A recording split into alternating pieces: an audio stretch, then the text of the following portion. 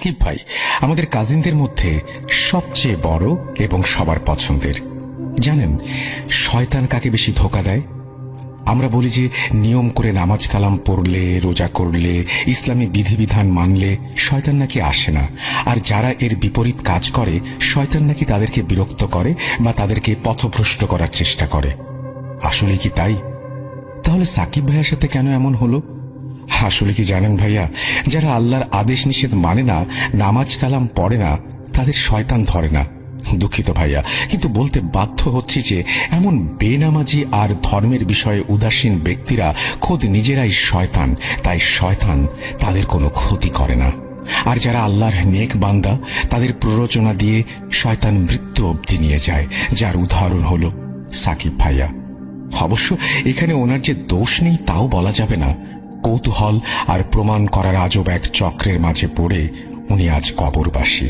ওনার মৃত্যুর প্রধান কারণ আমরা জানতেই পারতাম না যদি না উনি মৃত্যুর কয়েক মাস আগে আমাদের সবকিছু খুলে বলতেন। চলেন আগে শুরু করি ঘটনা।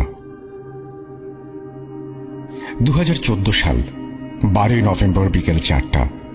গ্রামের সবাই সাকিব ভাইকে খুঁজে বেড়াচ্ছেন। গ্রামের মানুষের মধ্যে হইচই পড়ে গিয়েছে ইতোমধ্যে। সাকিব ভাই গতকাল রাত 8টায় বেরিয়েছিলেন বাসা থেকে, এখনো ফেরেননি। সারা গ্রামের মানুষ মিলে ওনাকে খুঁজছেন। আমার বড় চাচার বড় ছেলে সাকিব ভাই। বড় চাচা বিকেল 5টায় বাসায় এসে একটা পিঁড়িতে বসে পড়লেন। ওনার চোখে পানি। ছেলেকে উনি তখনও খুঁজে পাননি। গ্রাম পুলিশের এক দল 12টা থেকে খোঁজ চালিয়ে যাচ্ছে, কিন্তু সাকিব ভাইয়ের কোনো খোঁজ নেই। মাগরিবের আজান দিল, মসজিদে মাইকিং করা হলো। আমরা সবাই জামাতে নামাজ আদায় করে দোয়া করলাম যেন সাকিব ভাই সহি সালামতে ফিরে আসে। মাগরিবের নামাজ পড়ে বাসায় ফিরে সকলে টর্চ লাইট নিয়ে ওনাকে খুঁজতে বের হওয়ার জন্য রেডি হচ্ছিলাম। এমন সময় গ্রাম প্রধান একজন বৃদ্ধ কবিরাজকে নিয়ে আমাদের বাসায় হাজির হলেন। আমরা যদিও এ সমস্ত বুজরুকিতে বিলিভ করতাম না, কিন্তু কথায় আছে না, দেয়ালে পিঠ ঠেকে গেলে মানুষ খোঁজে না, এমন কোনো উপায় নেই। কবিরাজকে উঠোনে বসানো হলো। আকাশে তখন পূর্ণিমার চাঁদ উঠেছে। বিদ্যুৎহীন সময়ে এই চাঁদের আলো যেন 1000 বছর পেছনে নিয়ে গেল আমাদের। 1000 বছর আগের সেই উঠোন, জটলা পাকানো মানুষ আর কবিরাজ, এ যেন এক মহাযাত্রাপালা। যাই হোক, কবিরাজ বাঁশঝাড় থেকে একটি মুরগি জবাই দিয়ে এসে বসলেন। উনি আমাদের বললেন, গ্রামের রক্ষককে ডাক দিতে সিনিয়রা, তোমরা কেউ কথা কইও না। আমাকেও গ্রামের রক্ষককে কইতে পারবো সাকিব মিয়া কই আছে। আমি কৌতূহলবশত ওনাকে জিজ্ঞেস করলাম, রক্ষক আবার কে? উনি আমাকে বললেন, হ্যাঁ, অনেকগুলো আলাপ করার সময় না ছোট মিয়া, আগে সাকিব মিয়ারে খুঁজা বাইর করি, এরপরে তোমারে কমনি গ্রামের রক্ষক কিডা। আল্লাহর নাম নিয়া বহ এইখানে। আমি চুপ করে বসলাম। কবিরাজ একটা মাটির পাত্রে পানি নিয়ে জবাই করা মুরগির রক্ত সেই পানিতে ঢাললেন। এরপর দোয়া কালাম পড়ে উচ্চস্বরে বললেন, ও গ্রামের রক্ষক, আল্লাহর রহমতে উসিলায় আপনারে ডাক পাঠাইলাম, আপনি আহেন। আমাকে এই ছোট্ট উপহার লয়া যান, আর আমাকে জানায়া দেন সাকিব মিয়া কই। একটু পর জবাই করা মুরগিটা বাঁশঝাড়ের দিকে সজোরে যেন উড়ে গেল। আমি বিজ্ঞানীর ছাত্র ভাই, আমি এই সমস্ত দৃশ্য দেখে আমার শরীর যেন অসাড় হয়ে যাচ্ছিল। একটু পর বাঁশঝাড়ের এক কোণা দিয়ে লাল দুটো চোখ দেখা গেল। ইয়া আল্লাহ, উপস্থিত এমন কোনো ব্যক্তি নেই যে সেই লাল চোখ দেখেনি। মুহূর্তের মাঝেই হাড় চেবানোর কটমট শব্দ ভেসে আসতে লাগলো। হাড় চেবানোর শব্দ শেষ হবার সাথে সাথে দূর থেকে এক মুসাফিরের আগমন ঘটল। কবিরাজ আমাদের বললেন, সবাই পিছে সরেন, কেউ সামনে আসবেন না। রক্ষকের লোক, কেউ আসবেন না সামনে, আমি কথা কমু। গ্রামের সবাই পিছিয়ে গেল। কবিরাজ সেই মুসাফিরের সাথে কথা বলে দৌড়ে আমাদের কাছে এসে বললেন, কবরস্থানে চলেন মিয়ারা, জলদি আসেন, সাকিব মিয়ার দম প্রায় শেষ। ঘরের পুরুষ মানুষরা লাঠি সোটা আর টর্চ লাইট নিয়ে কবরস্থানের দিকে ছুটলাম। কবরস্থানে গিয়ে দেখলাম কবরস্থানের গেটের সামনে একটা কালো বিড়াল, যার চোখ সেই বাঁশঝাড়ে দেখা চোখের মতো লাল। বিড়ালটি আমাদের দেখে ভয় পেল না, সে আমাদের সামনে হাঁটতে লাগলো, আর 2-1 মিনিট পর একটি কবরের সামনে গিয়ে বসে পড়ল। ওই তো সাকিব ভাই পড়ে আছে কবরের পাশে। কবরটিও অনেকটাই খোঁড়া হয়েছে, কাফনের কাপড় দেখা যাচ্ছে, বেশি পুরাতন না। কবর থেকে দুর্গন্ধ বের হচ্ছে। কবিরাজ সাকিব ভাইকে এখান থেকে নিয়ে যেতে বললেন, আর গ্রামের কয়েকজনকে নিয়ে উনি কবরটাকে ঠিক করতে লাগলেন। সাকিব ভাইকে বাড়ি আনার পর ওনাকে উঠোনে শুইয়ে রাখা হলো। কবিরাজ এলেন কিছুক্ষণ পর। উনি একটা স্টিলের গ্লাসে পানি পড়া দিয়ে সাকিব ভাইয়ের মুখ খুলে ওনার মুখে ঢাললেন। ভাইয়ের মাথায় হাত দিয়ে উনি দোয়া দুরুদ পড়তে লাগলেন। আমরা উঠোন থেকে দেখছিলাম বাঁশঝাড় থেকে সেই লাল দুটি চোখ জোড়া মিলিয়ে যাওয়ার সাথে সাথে সাকিব ভাইয়ের জ্ঞান ফিরল। আমরা ওনাকে পানি খাওয়ালাম। এরপর কবিরাজ ওনার পকেট থেকে একটা পত্রিকার কাগজে মোড়া জিনিস বের করলেন। উনি বললেন, রক্ষকের মুসাফির এই দাওয়া দিছে মিয়ারা, ডরের কিছু নাই, এইটা সাকিব মিয়ারে খাওয়াও। কাগজ খুলে দেখা গেল সেই কাগজ ভর্তি কালো জিরা। সাকিব ভাইকে কালো জিরা খাওয়ানোর পর উনি আস্তে আস্তে স্বাভাবিক হয়ে গেলেন। আমরা সবাই স্বস্তি পেলাম। ওনাকে জিজ্ঞেস করা হলো যে উনি কবরস্থানে কি করছিলেন। উনি আমাদের বললেন উনি নাকি জানেন না আসলে হয়েছিল কি ওনার সাথে। রাতে উনি একবার বের হয়েছিলেন দোকানে যাবেন এই ভেবে। রাস্তায় নাকি হঠাৎ একটা গরম বাতাস এসে ওনার গায়ে লাগে। এরপর নাকি ওনার আর কিছু মনে নেই। কবিরাজ বললেন, সাকিব মিয়া, এই গ্রামের একটা রেওয়াজ আছে, নামাজ পড়বার গেলেও বাবাক মুসল্লি এক লগে যাওন লাগে, একলা যাওন যায় না, তাইলে সে আইসা নিয়া যায়। তোমারে সেই ধরছিল, আল্লাহ বাঁচাইছে। রক্ষকরে আল্লাহর নাম দিয়া কসম দিছিলাম মিয়া, আল্লাহ বাঁচাইছে। আমি এবার আমার কৌতূহল সামলাতে পারলাম না। কবিরাজকে জিজ্ঞেস করলাম, কে এই রক্ষক, আর সে আসেই বা কেন? কবিরাজ বললেন, আমারে তোমরা মনে হয় চিনবার পারো নাই মিয়ারা। কেমনে চিনবা? তোমরা তো থাকো না গ্রামে, বাকিরা আমারে চেনে। আমি গ্রামের মসজিদের মুয়াজ্জিন। আমার দাদা তার দাদাও মসজিদের খাদেমা ছিল। আমার দাদা তার দাদাও মসজিদের খাদেমা ছিল। আমার পরদাদা আসিল মসজিদের ইমাম। অনেক পরহেজগার লোক আসিল। তোমা করে বলি, তাইলে এই রক্ষক কিরা, আর সে কি বা করে? এরপর মুয়াজ্জিন সাহেব বলতে শুরু করলেন এই রক্ষককে আর সেই বাকে। ওনার ভাষা আমি বোঝার সুবিধার্থে পরিমার্জন করে বলছেন, মুয়াজ্জিন সাহেব, আমার দাদার আমলের ঘটনা। আমার বড় দাদা মানে আমার দাদার বাবা তখন মসজিদের ইমাম, আর আমার দাদা ছিলেন মসজিদের মুয়াজ্জিন। মসজিদ তখন নতুন নির্মাণ করা হয়েছে আমাদের গ্রামে। মসজিদ বানানোর আগে এই জায়গা একটা পোড়ো বাড়ি ছিল। মসজিদ নির্মাণের কিছুদিনের মাঝেই মসজিদের আশেপাশে নানান রকমের সমস্যা দেখা দিতে লাগলো। প্রায় সময়ই মসজিদে নামাজ পড়তে আসা মুসল্লিরা রাতে নানান জিনিস দেখে ভয় পেত। কেউ হয়তো দেখত উটের মতো বড় শেয়াল, কেউ দেখত আগুন চোখা মহিষ, আবার কেউ বা দেখত এক বৃদ্ধ তার ডান হাতে তার নিজের মাথা নিয়ে হাঁটছে। আমার বড় দাদা আল্লাহর একনিষ্ঠ নেক বান্দা ছিলেন। উনি কবিরাজিও করতেন, কিন্তু সব সময় না। খুব বেশি প্রয়োজন না হলে উনি এই কাজ কখনো করতেন না। ওনার ভাষ্য মতে জিনদের সাহায্য নিয়ে আমাদের ধর্মে হারাম। কথাটা আসলেই সত্যি। কিন্তু এমন সমস্যা দেখে আমার দাদা মসজিদের পাশে আমাদের মুরব্বীদের নিয়ে একটা বৈঠকে বসেন। একদিন বাদ জোহর এই সমস্যার সমাধানের পথ বের করার কথা হয়েছিল সেখানে। বৈঠকে সিদ্ধান্ত হলো দাদা কবিরাজি বিদ্যা ব্যবহার করবেন গ্রামবাসী ও মসজিদের কল্যাণের জন্য। সেদিন মাগরিবের নামাজের পরেই দাদা ওনার শাগরেদ এক জিনকে আহ্বান করলেন। চাল দিয়ে গোল বৃত্ত এঁকে একজন তরুণ যুবককে মিডিয়াম হিসেবে বসানো হয়েছিল। দাদার দোয়া কালাম আর আল্লাহর ইচ্ছায় একজন জিন এসে সেই তরুণ যুবকের জবানে কথা বলতে লাগলো। তাকে জিজ্ঞেস করা হলো এই গ্রামের সমস্যা কি, কেন এই মসজিদের আশেপাশে এমন সমস্যা হচ্ছে। সে জানালো যে জায়গায় মসজিদ স্থাপন করা হয়েছে সেই জায়গায় নাকি এক নিকৃষ্ট জিন বন্দী ছিল। প্রায় 100 বছর আগে তাকে কোনো এক পীর সাহেব বন্দী করেছিলেন, আর তার ক্ষমতা বাড়ির পাশের আম গাছে বন্দী করে দিয়েছিলেন দোয়া কালামের মাধ্যমে।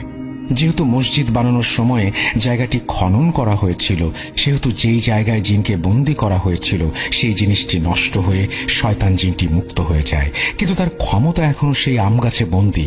আমাদের নাকি কপাল ভালো যে আম গাছ কাটা পড়েনি। যদি কাটতাম তাহলে নাকি এই গ্রাম এতদিনে কবরস্থান হয়ে যেত। এই সমস্যার সমাধানের উপায় বা জিনটাকে আবার বন্দী করার উপায় জিজ্ঞেস করা হলে সেই জিন জানায় যে পীর সাহেবের মতো জ্ঞান এখানে কারো নেই, কিন্তু একটা উপায় আছে।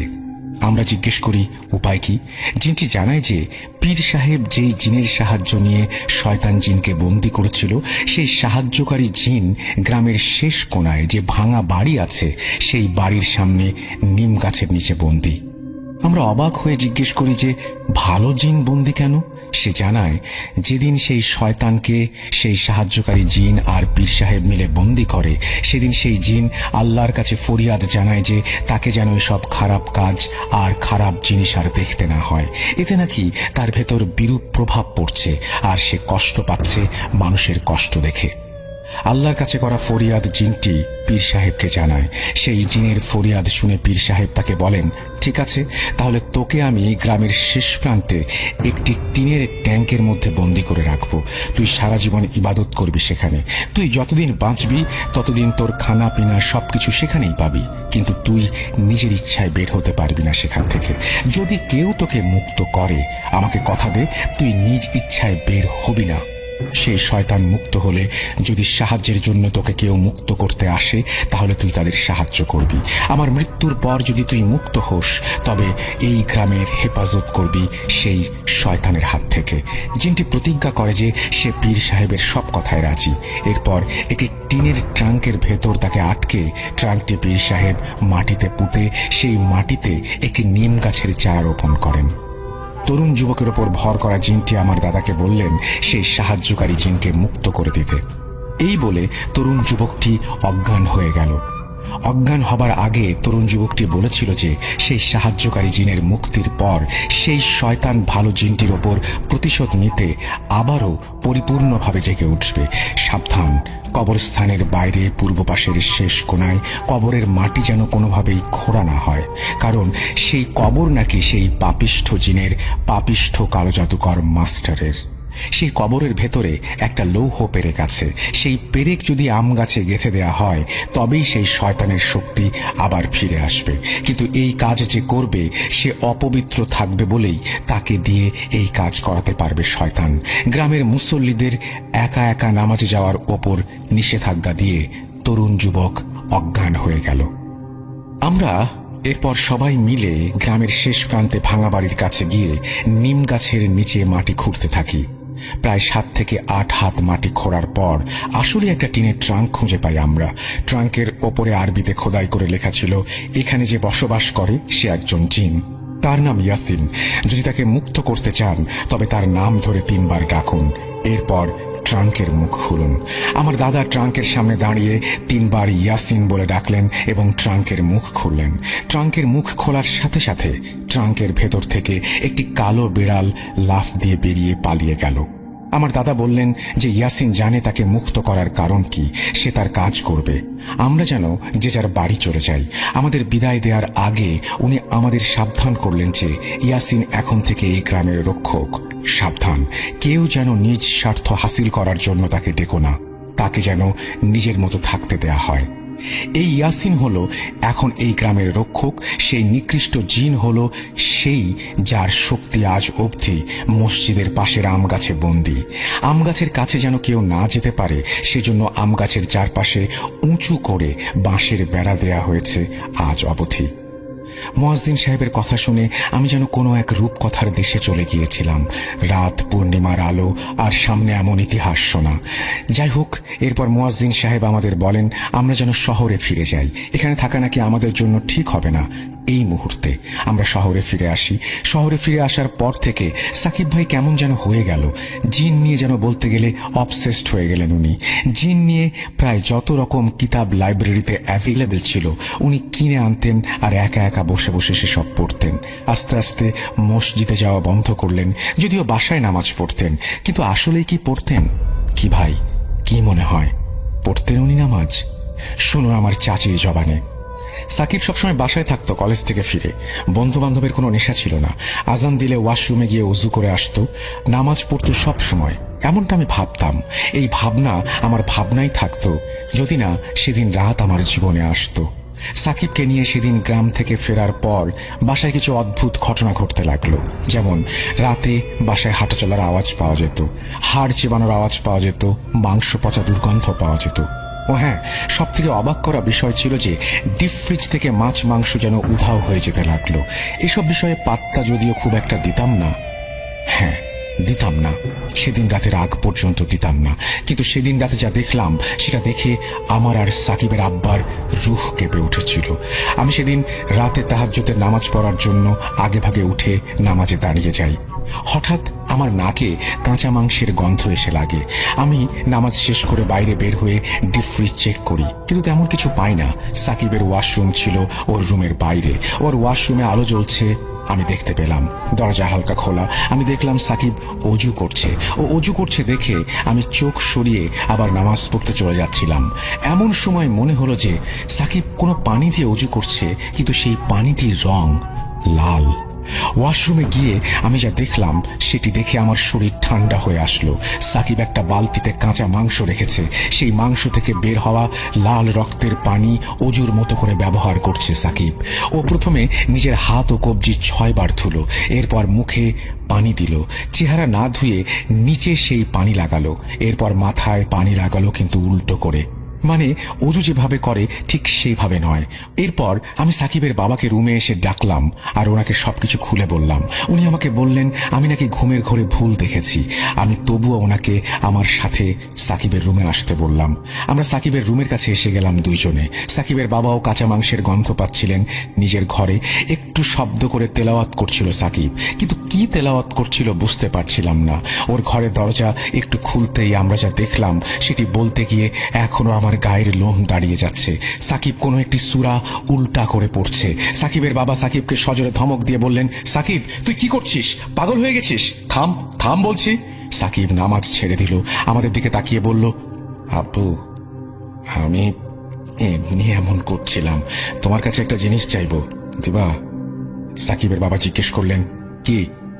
সাকিব যা বলল তা শুনে আমাদের জ্ঞান হারানোর মতো অবস্থা। আগামী সেপ্টেম্বর মাসে তো কোরবানি, তাই না? গরু কেনা লাগবে না আব্বু? সাকিবের বাবা জিজ্ঞেস করলো, কেন গরু কেনা লাগবে না? সাকিব বলল, আমার গলায় ছুরি চালিয়ে দিও, আমাকে কোরবানি করবা, আমাকে আমাকে কোরবানি, আমাকে কোরবানি আব্বা। সাকিবের মুখে সমস্ত কথা শুনে আমি অজ্ঞান হয়ে গেলাম। জ্ঞান ফিরতেই দেখি সকাল হয়ে গেছে। সাকিবের আব্বু আমার পাশে। আমি ওনাকে জিজ্ঞেস করলাম কি হয়েছিল। এরপর সাকিবের বাবা বললেন যে এরপর উনি সাকিবের কাছে গিয়ে ওকে সজোরে একটা চর মারলে সাকিব নাকি শান্ত হয়ে শুয়ে পড়ে। এরপর সাকিবের আব্বু ওর ঘর থেকে সব জিন রিলেটেড কিতাব সরিয়ে ফেলে। সাকিব আস্তে আস্তে অসুস্থ হয়ে যেতে লাগলো। ওকে ডাক্তার দেখানো হলো, কিন্তু কোনো রোগ ধরা পড়ছিল না। সাকিবের বাবা এমন অবস্থায় গ্রামের বাড়িতে ফোন করে মুয়াজ্জিন সাহেবকে সব ঘটনা জানান। মুয়াজ্জিন হুজুর সাকিবকে গ্রামে নিয়ে আসার পরামর্শ দেন, কিন্তু সাকিবের শারীরিক অবস্থা খুব বেশি খারাপ থাকার ফলে আমরা তাকে গ্রামে নিয়ে যেতে পারিনি। চাচির এই কথাগুলো চাচি আমার আম্মুর সাথে শেয়ার করেছিলেন। এরপর 2015 সালের 24 অগস্ট বড় চাচা আমাদের বাসায় ফোন করে আমাদের জানান আগামীকাল ওনারা সাকিব ভাইকে নিয়ে গ্রামের বাড়িতে যাচ্ছেন আর আমরা যেন ওনাদের সাথে যাই। অবশেষে 25 অগস্ট আমরা সাকিব ভাইকে নিয়ে গ্রামে যেতে সক্ষম হই। গ্রামের বাড়িতে যাবার পর আমরা জানতে পারি যে 25 তারিখ মুয়াজ্জিন সাহেব গ্রামে ছিলেন না। উনি কোনো এক কাজে পাশের গ্রামে গিয়েছেন। আগামীকাল উনি চলে আসবেন। এদিকে সাকিব ভাইকে দেখে নরমালি লাগছিল আমাদের। গ্রামের বাড়ির রাখাল 26 তারিখ সকালে গোয়াল থেকে 4টা বড় ষাঁড় গরু বের করে আনলেন খাবার খাওয়ানোর জন্য। সাকিব ভাই উঠোনে গিয়ে রাখালের সাথে কথা বলছিলেন।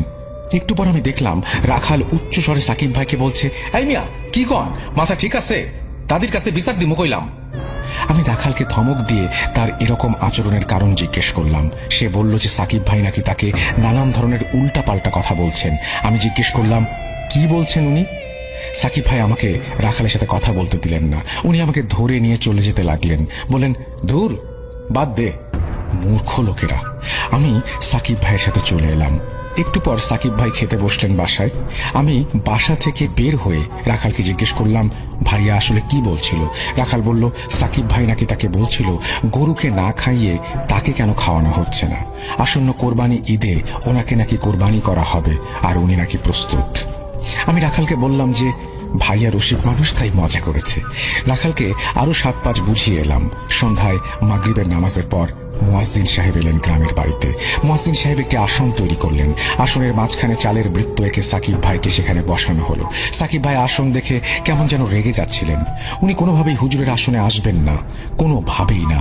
উনি জোর গলায় বলছিলেন, কোরবানির পশুর যত্ন নিস আর আমি কোরবানির পবিত্র এক প্রাণী, সর্বপ্রথম আদম সন্তান যাকে আল্লাহর রাস্তায় কোরবানি করা হবে। আমাকে সম্মান করো। হুজুর সাকিব ভাইয়ের পায়ে সজোরে বেত্রাঘাত করলেন। কোরবানির মতো পবিত্র কথা তুই মুখে আনবি না শয়তান, চুপ কর। এইখানে আমার সাথে কথা বল, কে তুই? সাকিব ভাইকে 4-5 জন তরুণ মিলে ধরে চালের বৃত্তের মাঝে বসালেন। হুজুর আগের বারের মতো একটি মুরগি বাঁশ ঝাড়ে নিয়ে জবাই করে আনলেন। মাটির পাত্রে পানি রেখে পানিতে দোয়া পড়ে দম করে মুরগির রক্তে ঢেলে দোয়া পড়লেন। ও গ্রামের রক্ষক, আল্লাহর রহমতে আল্লাহর উসিলায় আমাকে সাহায্য করেন, আসেন। ওনার এই কথা শুনে সাকিব ভাই সজোরে হেসে উঠে বললেন, রক্ষক? মুয়াজ্জিন, তুই আমার মতো করে বলতে পারবি সবকিছু? আমি তো তোর সম্পূর্ণ বংশের নাম জানি। হেমদাদ, তোর বাবার নাম উসমান, তার বাবার নাম সুলেমান, তার বাবার নাম আলী, তার বাবার নাম ইসমাইল, তার বাবার নাম কুদরত। আরো শুনবি? এবার তুই আমাকে বল আমি কে? মুয়াজ্জিন সাহেব ঢোক গিললেন। উনি একটু ভয় পেয়ে গিয়েছিলেন। সত্যি বলতে আমরাও ভয় পেয়ে গিয়েছিলাম সেই মুহূর্তে। হুজুর মনে মনে দোয়া পড়তে লাগলেন। দোয়া পড়ে সাকিব ভাইয়ের উপরে পড়া পানি ছিটিয়ে দিয়ে উনি জিজ্ঞেস করলেন যে কেন এসেছে। এই কথা বলার সাথে সাথে বাড়ির চালের ওপর থেকে একটা গাছের ডাল এসে হুজুরের হাতের ওপরে পড়ল। হুজুর প্রচন্ড ব্যথায় কোঁকাচ্ছিলেন। এদিকে গাছের ডাল পড়ার কারণে চালের বৃত্তের চাল একদিকে সরে গিয়েছিল। সাকিব ভাই আসন থেকে উঠে হুজুরের গলা টিপে ধরেন। এমন সময় জবাই করা মুরগিটি উড়াল দিয়ে বাঁশঝাড়ের ভেতরে চলে যায়। বাঁশঝাড় থেকে লাল দুটি চোখ দেখা যাচ্ছিল।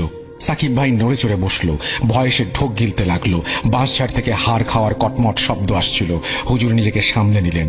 দূর থেকে 5 থেকে 7 জন মুসাফির এলেন কোত্থেকে যেন। ওনারা হুজুরের পাশে এসে দুটি লাইন করে দাঁড়ালেন।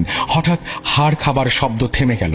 মুসাফিরদের 2 লাইনের মাঝখান থেকে সেই লাল চোখা কালো বিড়াল আস্তে আস্তে এসে বসলো মুয়াজ্জিন সাহেবের পাশে। সাকিব ভাই এবার একদম চুপ। হঠাৎ একটা বিদ্যুৎ চমকানিতে আমাদের চোখ যেন ঝলসে গেল। চোখ খুলে দেখি মুসাফিরেরা আর বিড়ালটি কোথাও কেউ নেই। এবার সাকিব ভাইয়ের দিকে তাকিয়ে মনে হলো কেউ যেন ওনার হাত পা এমন ভাবে ধরে রেখেছে যেন উনি নড়তেই পারছেন না। মুয়াজ্জিন সাহেব প্রশ্ন করলেন সাকিব ভাইয়ের শরীরে কে আর কেন এসেছে। সাকিব ভাইকে দেখে মনে হলো ওনার হাত পা এবার ছেড়ে দেয়া হয়েছে। গভীর এবং ভারী গলায় উনি বললেন, আসসালামু আলাইকুম মুয়াজ্জিন সাহেব, আমি ইয়াসিন। আপনার দাদা যাকে মুক্ত করেছিলেন, আপনি ভাগ্যবান যে আপনার দাদা অনেক ভালো মানুষ ছিলেন আর আপনি ওনার বংশধর। নইলে আমাকে ডাকার অপরাধে আমি আপনার প্রাণ নিতে পারতাম। যাই হোক, এই ছেলের শরীরে সুকুমার বসবাস। এই ছেলে আপনাদের মিথ্যা বলেছে। ছেলেটা পরহেজগার, কিন্তু ছোট্ট একটা মিথ্যা বলার কারণে আজ তার এই পরিণতি। সেদিন রাতের কিছু তার মনে নেই, এই কথা মিথ্যা। আমি ওর শরীর থেকে যাবার পর ওকে জিজ্ঞেস করবেন, তার সত্যিটা জেনে নেবেন। আর সুকুমা, ওকে আমি সরাসরি আটকাতে পারবো না, কারণ আমি এই গ্রামের হেফাজতের দায়িত্বে আছি। এই ছেলে গ্রামের বাইরের মানুষ আর সে নিজের কর্মফল ভোগ করছে। সেদিন সে যদি সত্যি কথা বলতো আমি তাকে সাহায্য করতে পারতাম, কিন্তু এখন সুকুমা তার কলিজা ফুসফুস নষ্ট করে দিয়েছে। ও আর বাঁচবে না। আর সুকুমা পবিত্র দিনে বলি দেওয়ার মাধ্যমে নিজের শক্তি পুনরুদ্ধার করার রাস্তা খুঁজে পেয়েছে বলে মনে হচ্ছে। এই কারণেই কোরবানি ঈদের মতো পবিত্র দিনে এই ছেলের বলি দিতে চাইছে। আমি সুকুমাকে নিয়ে যেতে পারি, কিন্তু তাতেও কোনো লাভ হবে না। তবু আমি সুকুমাকে নিয়ে যাচ্ছি। সুস্থ করার মালিক আল্লাহ, আমি নই। আমাকে ক্ষমা করবেন। আমি আসি। আসসালামু আলাইকুম। এই কথা বলে ইয়াসিন চলে যাওয়ার আগে আমি ওনাকে বলি, ইয়াসিন সাহেব অপেক্ষা করুন, সুকুমাকে আমাকে বলুন। ইয়াসিন সাহেব আমার দিকে তাকিয়ে বলেন, সুকুমা অনেক প্রাচীন শয়তান, যাকে এই গ্রামের একজন কালো জাদুকর আহ্বান করেছিল নিজের এক চোখ বিসর্জন দিয়ে। কিন্তু তার কালো জাদুর কথা গ্রামবাসী জেনে যাবার ফলে তাকে পিটিয়ে মেরে ফেলা হয়। মেরে ফেলার পর তার লাশ মাটিতে পুঁতে দেয়া হয়। তার এক চোখ মৃত্যুর পর বন্ধ হচ্ছিল না, তাই গ্রামবাসী তার চোখের ওপর পেরেক মেরে মাটিতে পুঁতে ফেলে কবরস্থানের বাইরে শেষ প্রান্তে। আমি আসি। আল্লাহ হাফেজ। ইয়াসিন সাহেব সুকুমাকে সাকিব ভাইয়ের শরীর থেকে নিয়ে চলে গেলেন। সাকিব ভাইয়ের জ্ঞান ফেরানোর চেষ্টা করি আমরা। ওনার জ্ঞান ফিরলে আমরা সেদিন রাতের আসল কাহিনী জিজ্ঞেস করলে উনি জানান যে ওনার এক বন্ধু নাকি কবরের আজাব বা কবরের সওয়াল জবাবের কথা বিলিভ করতো না। তাকে ভুল প্রমাণ করতেই নাকি সেদিন রাতে সাকিব ভাই কবরস্থানে যান ক্যামেরা নিয়ে ভিডিও করতে। কিন্তু সেখানে গিয়ে একটি কবর প্রায় অর্ধেক খোঁড়ার পর উনি লালসার শিকার হন। উনি দেখেন খুব সুন্দর সাজ পোশাক পোশাক গায়ে এক মহিলা তার দিকে তাকিয়ে আছে। উনি মহিলাকে জিজ্ঞেস করলেন মহিলাটি কে। মহিলাটি উত্তর দিল তার নাম সুকুমা, এই গ্রাম প্রধানের মেয়ে, যা ছিল আসলে মিথ্যা। সাকিব ভাইকে এত রাতে কবরস্থানে আসতে দেখে সে নাকি এখানে এসেছে। এরপর সুকুমা সাকিব ভাইকে কবর খোঁড়ার কারণ জিজ্ঞেস করলে সাকিব ভাই ওনাকে তা জানান। এরপর সুকুমা তাকে বলেন শেষ প্রান্তের একটা কবর খুঁড়লে নাকি সাকিব ভাই ওনার দরকারি এভিডেন্স পেয়ে যাবেন। কিন্তু সাকিব ভাই যখন সুকুমার ধোকায় পড়ে কবর খুঁড়তে যাচ্ছিলেন তখনই নাকি উনি দেখলেন যে একটি কালো বেড়াল ওনার পথ রোধ করে দাঁড়িয়ে আছে। এসব নাকি ওনার আর কিছু মনে নেই। এই ঘটনার পর আমরা সাকিব ভাইকে নিয়ে শহরে চলে আসি। ওনার শারীরিক অবস্থার অবনতি হয়, ডাক্তারের অবজারভেশনে রাখা হয়। কোরবানির ঈদ চলে আসে। আল্লাহর নামে কোরবানি দিলে আল্লাহ হয়তো রহম করবেন ভেবে বড় চাচা কোরবানি দেওয়ার নিয়ত করলেন। কোরবানি ঈদের 2 দিন আগে রাতে আমার চাচা আমার আব্বুকে ফোন করলেন। ফোন করে উনি যা বলেন তা কিছুটা এরকম: আগামী পরশু কোরবানির ঈদ, তাই আগামীকাল গরু কিনতে যাব বিধায় আজ একটু আগেই শুতে চেয়েছিলাম, কিন্তু কাজ করতে করতেই দেরি হয়ে গেল। শেষবার ঘড়ি দেখছিলাম রাত 12:40। ঘুমের মাঝে হঠাৎ সাকিবের গলার আওয়াজ ভেসে আসে আমার কানে। ফিস ফিস করে কথা বলছে সে। আপু, আপু, আমাকে করবার। ভারী পাল্লা দুটো খুলে গেল। হাসিব ভাবছে উঠে যাবে কিনা। এরপরেই একটা অদ্ভুত ব্যাপার খেয়াল করলো সে। রুমের মাঝে খুব সুন্দর একটা মিষ্টি গন্ধ ভরে উঠেছে। গা ছমছম করে উঠল হাসিবের। এক দৌড়ে বাইরে এসে মায়ের কাছে বসল সে। সেদিনে সেই ব্যাপারটাই ভুলে যেত হাসিব যদি তার অন্য একটা সমস্যা দেখা না দিত। ইদানিং হাসিবের ঘুমের মাঝে বেশ অদ্ভুত রকমের একটা অনুভূতি হয়। মনে হয় জানালার পাশে দাঁড়িয়ে কেউ তাকে দেখছে। এটা ঠিক স্বপ্নের নাকি আঁতো জেগে থাকার কারণে হচ্ছে অনুভূতিটা হাসিব বুঝতে পারে না, কিন্তু কেউ যে তাকে দেখছে এটা সে ভালো করে উপলব্ধি করতে পারে। এর কিছুদিন পর থেকে মনে হয় তাকে ঘুমের মাঝে কি যেন ডাকছে। জানালার পাশ থেকে ভেসে আসছে ক্ষীণ একটা মেয়েলি কণ্ঠ। কি মধুর সেই ডাক! হাসিব, হাসিব, হ্যাঁ হাসিব, বাইরে এসো। হাসিব, হাসিব, এই হাসিব, বাইরে এসো। এরপরে আর কোনো কথা নেই। অন্ধকার থেকে এই ডাক ভেসে আসে, আবার অন্ধকারেই মিলিয়ে যায়। প্রায় 3 দিন পরে গভীর রাতে হঠাৎ হাসিব তার কাঁধে একটা শক্ত হাতের ঝটকানি অনুভব করে। ধর্মড়িয়ে পিছনে তাকিয়ে দেখে তার বাবা দাঁড়িয়ে আছে কাঁধে হাত দিয়ে, আর হাসিব নিজে দাঁড়িয়ে আছে তাদের উঠোন পেরিয়ে মেঠো পথের ঠিক মাঝে। হাসিব কিছুটা অপ্রস্তুত হয়ে যায় এমন পরিবেশের কারণে। তার বাবা তাকে প্রশ্ন করে, তুমি এত রাতে এখানে কি করছো? আমি বাইরে বের হয়েছিলাম, দেখি উঠোনের সামনে কেউ দাঁড়িয়ে। আমি কত ডাকলাম কে, কিন্তু কোনো উত্তর নেই। কাছে এসে দেখলাম তুমি। তোমাকে ডাকলাম, তাও কোনো উত্তর নেই। সামনে এক দৃষ্টিতে তাকিয়ে কি যেন দেখছো, হাত দিয়ে ধাক্কা দিলাম পরে। হাসিব তার বাবাকে বিস্তারিত কিছু বলল না। বলল, রাতে ঘুম আসছিল না তাই বেরিয়েছিলাম, কিন্তু তুমি যে ডেকেছো তা তো খেয়াল করিনি। অথচ হাসিব নিজেও বুঝতে পারছে না এখানে সে কি করে আসলো। মনের মাঝে অনেক প্রশ্ন নিয়ে আবার শুয়ে পড়ল হাসিব। কোনোভাবেই কোনো যুক্তিতেই মিলাতে পারছে না কিছু। এত রাতে কেন, কিভাবে সে রাস্তায় চলে এলো? এভাবে কেটে গেল আরো কিছুদিন। এর মাঝে রাতে সেই ডাক হাসিব মাঝে মাঝেই শুনতে পেত। গভীর রাতে আবার সেই কণ্ঠ একদিন ভেসে আসলো হাসিবের কানে। বাইরে তখন ঘন কালো অন্ধকার। হাসিব বিছানা থেকে উঠে ঘরের দরজা খুলে বাইরে বেরিয়ে আসলো। হাসিব দরজা খুলে বের হতে একটা অদ্ভুত ব্যাপার খেয়াল করলো। বাইরে এখন ঘন অন্ধকার থাকার বদলে মনে হচ্ছে চারপাশে ভোরের আভা ফুটে উঠেছে। তার থেকে কিছু সামনেই একটা নারী অবয়ব দাঁড়িয়ে, কিন্তু সে উল্টো করে দাঁড়ানো। একরাশ মেঘ কালো চুল তার বাতাসে উঠছে, সেই পরিচিত মিষ্টি গন্ধটা ভেসে আসছে অবয়বের দিক থেকে। হাসিব মন্ত্রমুগ্ধের মতো তাকিয়ে হাঁটা দেয় সেই নারী অবয়বের দিকে। হাসিব হেঁটে যাচ্ছে, আর সেই মেয়েও হেঁটে যাচ্ছে। কোনো মতেই যেন দূরত্ব কমছে না। হাসিব এক পর্যায়ে এক দৌড় দেয় মেয়েটির দিকে, কিন্তু তবুও যেন এই দূরত্ব কমবার নয়। হাসিব যখন দৌড়ে তাদের গ্রামের বাড়িগুলো পার করে ফসলের মাঠের মেঠো পথ ধরেছে, ঠিক তখনই খেয়াল করলো সামনে আর সেই অবয়বটি নেই। চারপাশ যেন মুহূর্তে বদলে গেল। ঘন কালো রাতের অন্ধকার যেন ঘিরে ফেললো তাকে। না, এত অন্ধকারও না। হঠাৎ আলো থেকে অন্ধকার হওয়াতে একেবারে সবকিছু মিশমিশে কালো হয়ে গিয়েছিল। একটু দাঁড়াতেই চোখ সয়ে এলো অন্ধকারে। আবছা সব দেখা যাচ্ছে ক্ষীণ একটা আভায়। দূর থেকে খোলা হয়ে কাছে গেলে তা স্পষ্ট দেখা যাচ্ছে। কানে জ্বালা ধরানো ঝিঁঝি পোকার ডাক ভেসে আসতে লাগলো ফসলের মাঠ থেকে। এবার হাসিব ভয় পেতে শুরু করলো। এত গভীর রাতে বাড়ি থেকে এত দূরে কি করে? সে তো বিছানায় শুয়ে ঘুমাচ্ছিল। ঘোর ভাঙতেই তার অবয়বের ডাকের কথা মনে পড়ল। গ্রামে বলে, নিশীথে ডাকিলে বাইরে যেতে নেই। ভয়ে ভয়ে বাড়ির দিকে হাঁটা দেয় হাসিব। ফসলের জমির পাশের মেঠোপথ থেকে গ্রামের বড় মেঠোপথে উঠেই হাসিব দেখে দূরে একটা সাদা কিছু পড়ে আছে।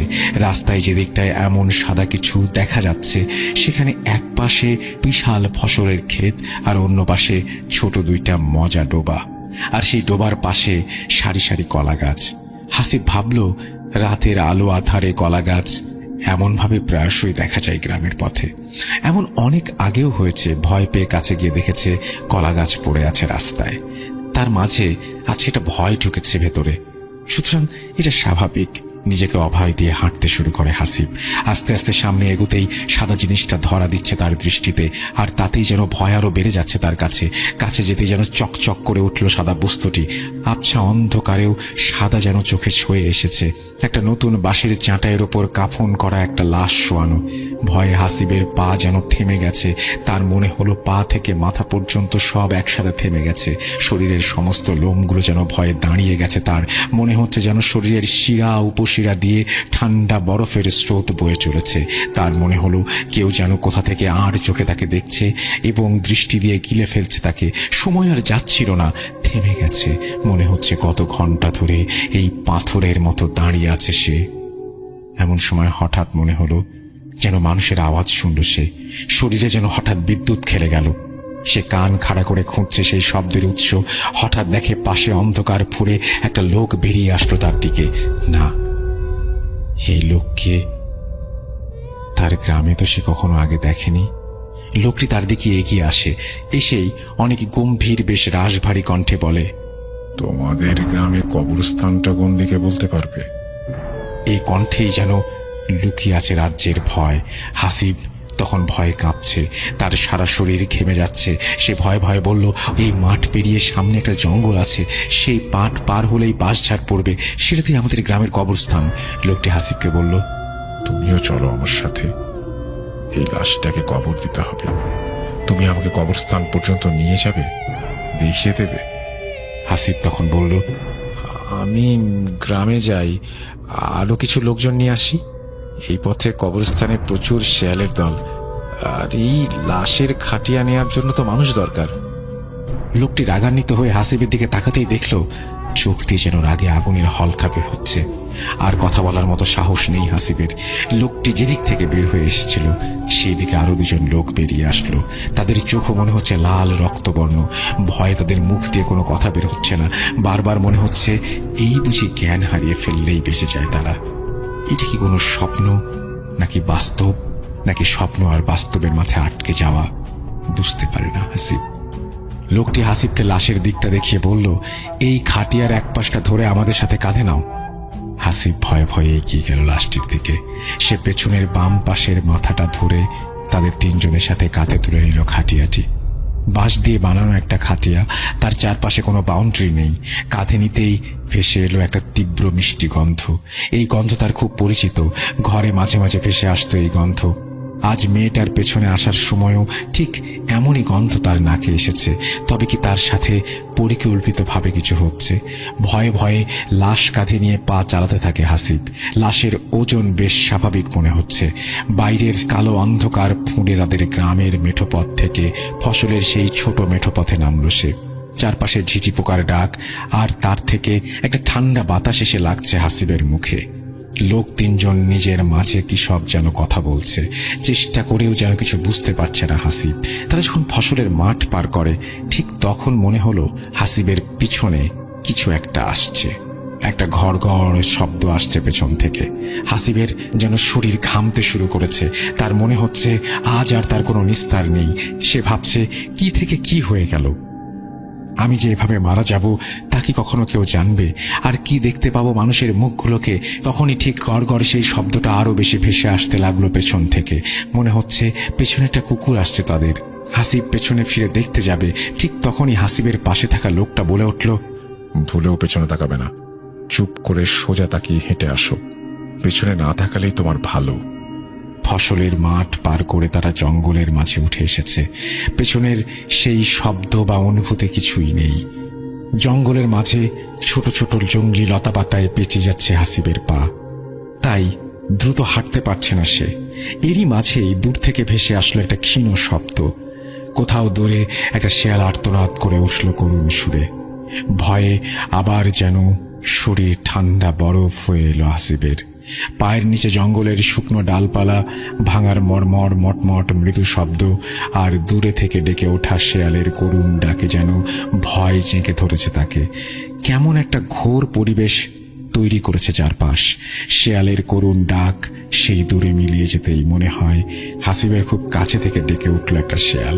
তারপর এপাশ ওপাশ মিলিয়ে বেশ কিছু শেয়াল ডেকে উঠল একসাথে। হাসিবের ভয়ে তখন দেহ যেন রক্তশূন্য। নিজের হৃৎপিণ্ডের শব্দ নিজের কানেই সে শুনতে পাচ্ছে। সামনে থেকে একজন লোক বলে উঠল, ভয় পেও না, আশেপাশে আমাদের লোক আছে, তোমার কিছুই হবে না। লাশ দাফন করা হয়ে গেলে তুমি চলে যাবে। জঙ্গল পার করে তারা যখন বাঁশঝাড়ের মধ্যে ঢুকছে, তখন শেয়ালের ডাক কমে এসেছে। চারপাশে যে আরো মানুষ আছে এটা তখন খেয়াল করলো হাসিব। তার আশেপাশে আরো অনেক এমন অচেনা লোক দেখতে পেল সে। তারা সবাই লাশের পিছে পিছে আর পাশে হেঁটে আসছে। হাসিবরা তখন লাশ নিয়ে কবরস্থানে পৌঁছে গেল। খেয়াল করলো গ্রামের অনেকের কবরগুলো ছড়িয়ে ছিটিয়ে আছে চারপাশে। এই তো কদিন আগে পাশের বাড়ির এক চাচার কবর দিয়েছিল এখানে। হাসিবও এসেছিল কবর দিতে। কবরের পাশের বাঁশের বেড়া তখনও নতুন। ঠিক তখন পিছন থেকে একজন বয়স্ক লোক এগিয়ে আসলো। লাশের খাটিয়াটা এনে মাটিতে রাখতেই সেই লোক হাসিবের দিকে এগিয়ে এসে বলল, তুমি আমাদের একটা কবর খুঁড়ে দাও। ভয়ে ভয়ে হাসিব জানালো জীবনে সে কোনোদিন কবর খোঁড়েনি, জানেও না কিভাবে খুঁড়তে হয়। লোকটি তাকে অভয় দিয়ে বলল, আমাদের দুজন লোক তোমাদের সাথে কাজ করবে। লোকটার কথার মাঝে কোনো রাগ নেই, কেমন একটা সুন্দর কোমলতার ছাপ আছে কথায়। তার গ্রামে এমন অদ্ভুত এত ভালো লোক সে আগে কখনো দেখেনি। ভয় কিছুটা কেটে গেল তার। পাশে একটা কোদাল আর খন্তা রাখা। হাসিব সহ আরো দুজন কবর খোঁড়ার কাজে লেগে গেল। মানুষগুলো একটু পর জটলা করে দাঁড়িয়ে গল্প করছে, কিন্তু তারা ঠিক কি ভাষায় কথা বলছে তার কিছুই বুঝতে পারছে না হাসিব। কেমন একটা অস্পষ্ট লাগছে তার কাছে। সাথে থাকা দুজনের মুখেও কোনো কথা নেই। তারা এক মনে কাজ করে যাচ্ছে হাসিবের সাথে। কবর খোঁড়া শেষ। সেই বৃদ্ধ লোকটা এগিয়ে আসলো কবরের দিকে। তারপর হাসিবকে ওপরে উঠতে বলল কবর থেকে। হাসিব উঠে আসলে দূরে একটা পানির পাত্র দেখিয়ে বলল, ওখানে যে নামাজের জন্য উঁচু করে নাও, জানাজা করতে হবে এখন। হাসিব পানির পাত্রের কাছে গিয়ে দেখল অনেক পুরনো একটা পিতলের বদনা, কিন্তু তা ব্যবহারের কারণে বেশ চকচক করছে। উঁচু করে সে হাসিব দেখল সবাই নামাজের জন্য কাতার বেঁধে লাইনে দাঁড়িয়েছে। হাসিব একটা কাতারে দাঁড়াবে, ঠিক তখন বৃদ্ধ লোকটি তার দিকে এগিয়ে এসে বলল, নামাজ শেষ করে তুমি এক মুহূর্ত না দাঁড়িয়ে সোজা চলে যাবে তোমার বাড়ির দিকে। ভুলেও পেছনে তাকাবে না। যদি পেছনে তাকাও তোমার অনেক বড় ক্ষতি হবে। তোমার সাথে আমাদের আবার কোনোদিন হয়তো দেখা হবে। হাসিব দাঁড়িয়ে যায় পেছনে নামাজের কাতারে। নামাজে সালাম ফেরানোর সাথে সাথে হাসিব পেছনে ফিরে তার গ্রামের দিকে হাঁটতে শুরু করে। পেছন থেকে তখনও ভেসে আসছে সেই অস্ফুট স্বরে অচেনা অজানা ভাষার কথোপকথন। হাসিব জঙ্গল পার করে মাঠের সেই রাস্তা ধরে দিয়ে দৌড়। চারপাশে তখন ভোরের আলো ফুটছে, শরীর ক্লান্ত হয়ে এসছে, যেন নুয়ে পড়তে চায়। এক দৌড়ে চলে আসলো তার ঘরে, বিছানায় এসে এলিয়ে দিল শরীর। পরদিন তার ঘুম ভাঙলে তখন সে দেখল শরীরে প্রচন্ড ব্যথা আর জ্বর। মাথার কাছে বসে আছে তার মা। হাসিব ভাবে পুরো ব্যাপারটাই হয়তো স্বপ্নে, কিন্তু তার শার্টে তখনও লেগে আছে ছোপ ছোপ কাঁচা মাটি, যা কাল কবর খোঁড়ার সময় লেগেছিল। তবে কি রাতের ঘটনাটা পুরোটাই সত্য? এটা তাহলে তার স্বপ্ন নয়? সে পুরো ঘটনাটা তার বাবা মাকে বলল। তার বাবা পাশের গ্রাম থেকে একজন হুজুরকে ডেকে নিয়ে আসলেন। হুজুর এসে তাকে একটা তাবিজ দিয়ে বলল 6 মাস এটা কোনোভাবেই শরীর থেকে না খুলতে, আর রাতে যেই আসুক না কেন কোনোভাবেই বাইরে না যেতে। হাসিব পরদিন তাদের সেই কবরস্থানে তার এক বন্ধুকে নিয়ে যায়, কিন্তু সে যেখানে কবর খুঁড়েছিল সেখানে কিছুই নেই। মনে হচ্ছে কিছুই করা হয়নি। কাল রাতে কারো পাই পড়েনি এই কবরস্থানে। এভাবে কেটে যায় বেশ কয়েক মাস। শুধু মনে হতে থাকে হাসিবের বৃদ্ধ লোকটির কথা। লোকটি বলেছিল আবার দেখা হবে। তাহলে সেই দেখা ঠিক কিভাবে আর কবে হবে? এভাবেই কেটে যায় বেশ কিছু মাস। ব্যাপারটা আস্তে আস্তে ভুলে যায় হাসিব। রাতের সেই ডাক, মিষ্টি গন্ধটা আর পায় না। সবকিছু স্বাভাবিক হয়ে গেছে। গ্রামে তখন নেমে এসেছে শীত। শীতের আমেজে যমুনা নদীর পানি শুকিয়ে গেছে বেশ অনেকটাই। বালুর চড়া জেগে উঠেছে মাঝে মাঝে। বিশাল এই খরস্রোতা নদী যেন রূপ নিয়েছে ছোট খালে। পানিতে আর কোনো প্রকার স্রোত নেই। হাসিবদের কিছু জমি যমুনা নদীর দখলে এবং যমুনা নদী গ্রাস করে নিয়ে গেছে। সেগুলো চর আকারে জেগে উঠেছে শীতের শুরুতে। সেই চরে হাসিবের বাবা কয়েক বিঘা বালু জমিতে ভুট্টার চাষাবাদ করেছেন। হাসিব প্রায়শই তার বাবার সাথে সেই ভুট্টার জমিতে গিয়ে কাজ করে। তাদের বাড়ি থেকে বের হয়ে নদী পার হয়ে ভুট্টার জমিতে যেতে হয়। নদীতে এখন পানি খুব অল্প, তবে হেঁটে পার হবার মতো অবস্থা নেই। ঘাটে একটা নৌকা বাঁধা আছে, সেটাতে করে পার হতে হয় এবং ওপারে চড়ায় নামতে হয়। আর এই খালের মতো হয়ে যাওয়া নদী দিয়ে 5 মিনিট দক্ষিণ দিকে নৌকা চালালে মেইন যে নদী সেখানে যাওয়া যায়। সেই নদীতে পানি বেশ ভালোই, আর স্রোতের টানও আছে মোটামুটি।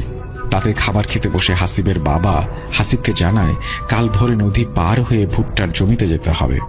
ভোর থেকেই ভুট্টার জমিতে পানি দিতে হবে মেশিন দিয়ে। একদম দেরি করা যাবে না। একে তো বালি মাটি, তার উপরে অনেক জমি। দেরি করলে পানি নিতে পারবো না।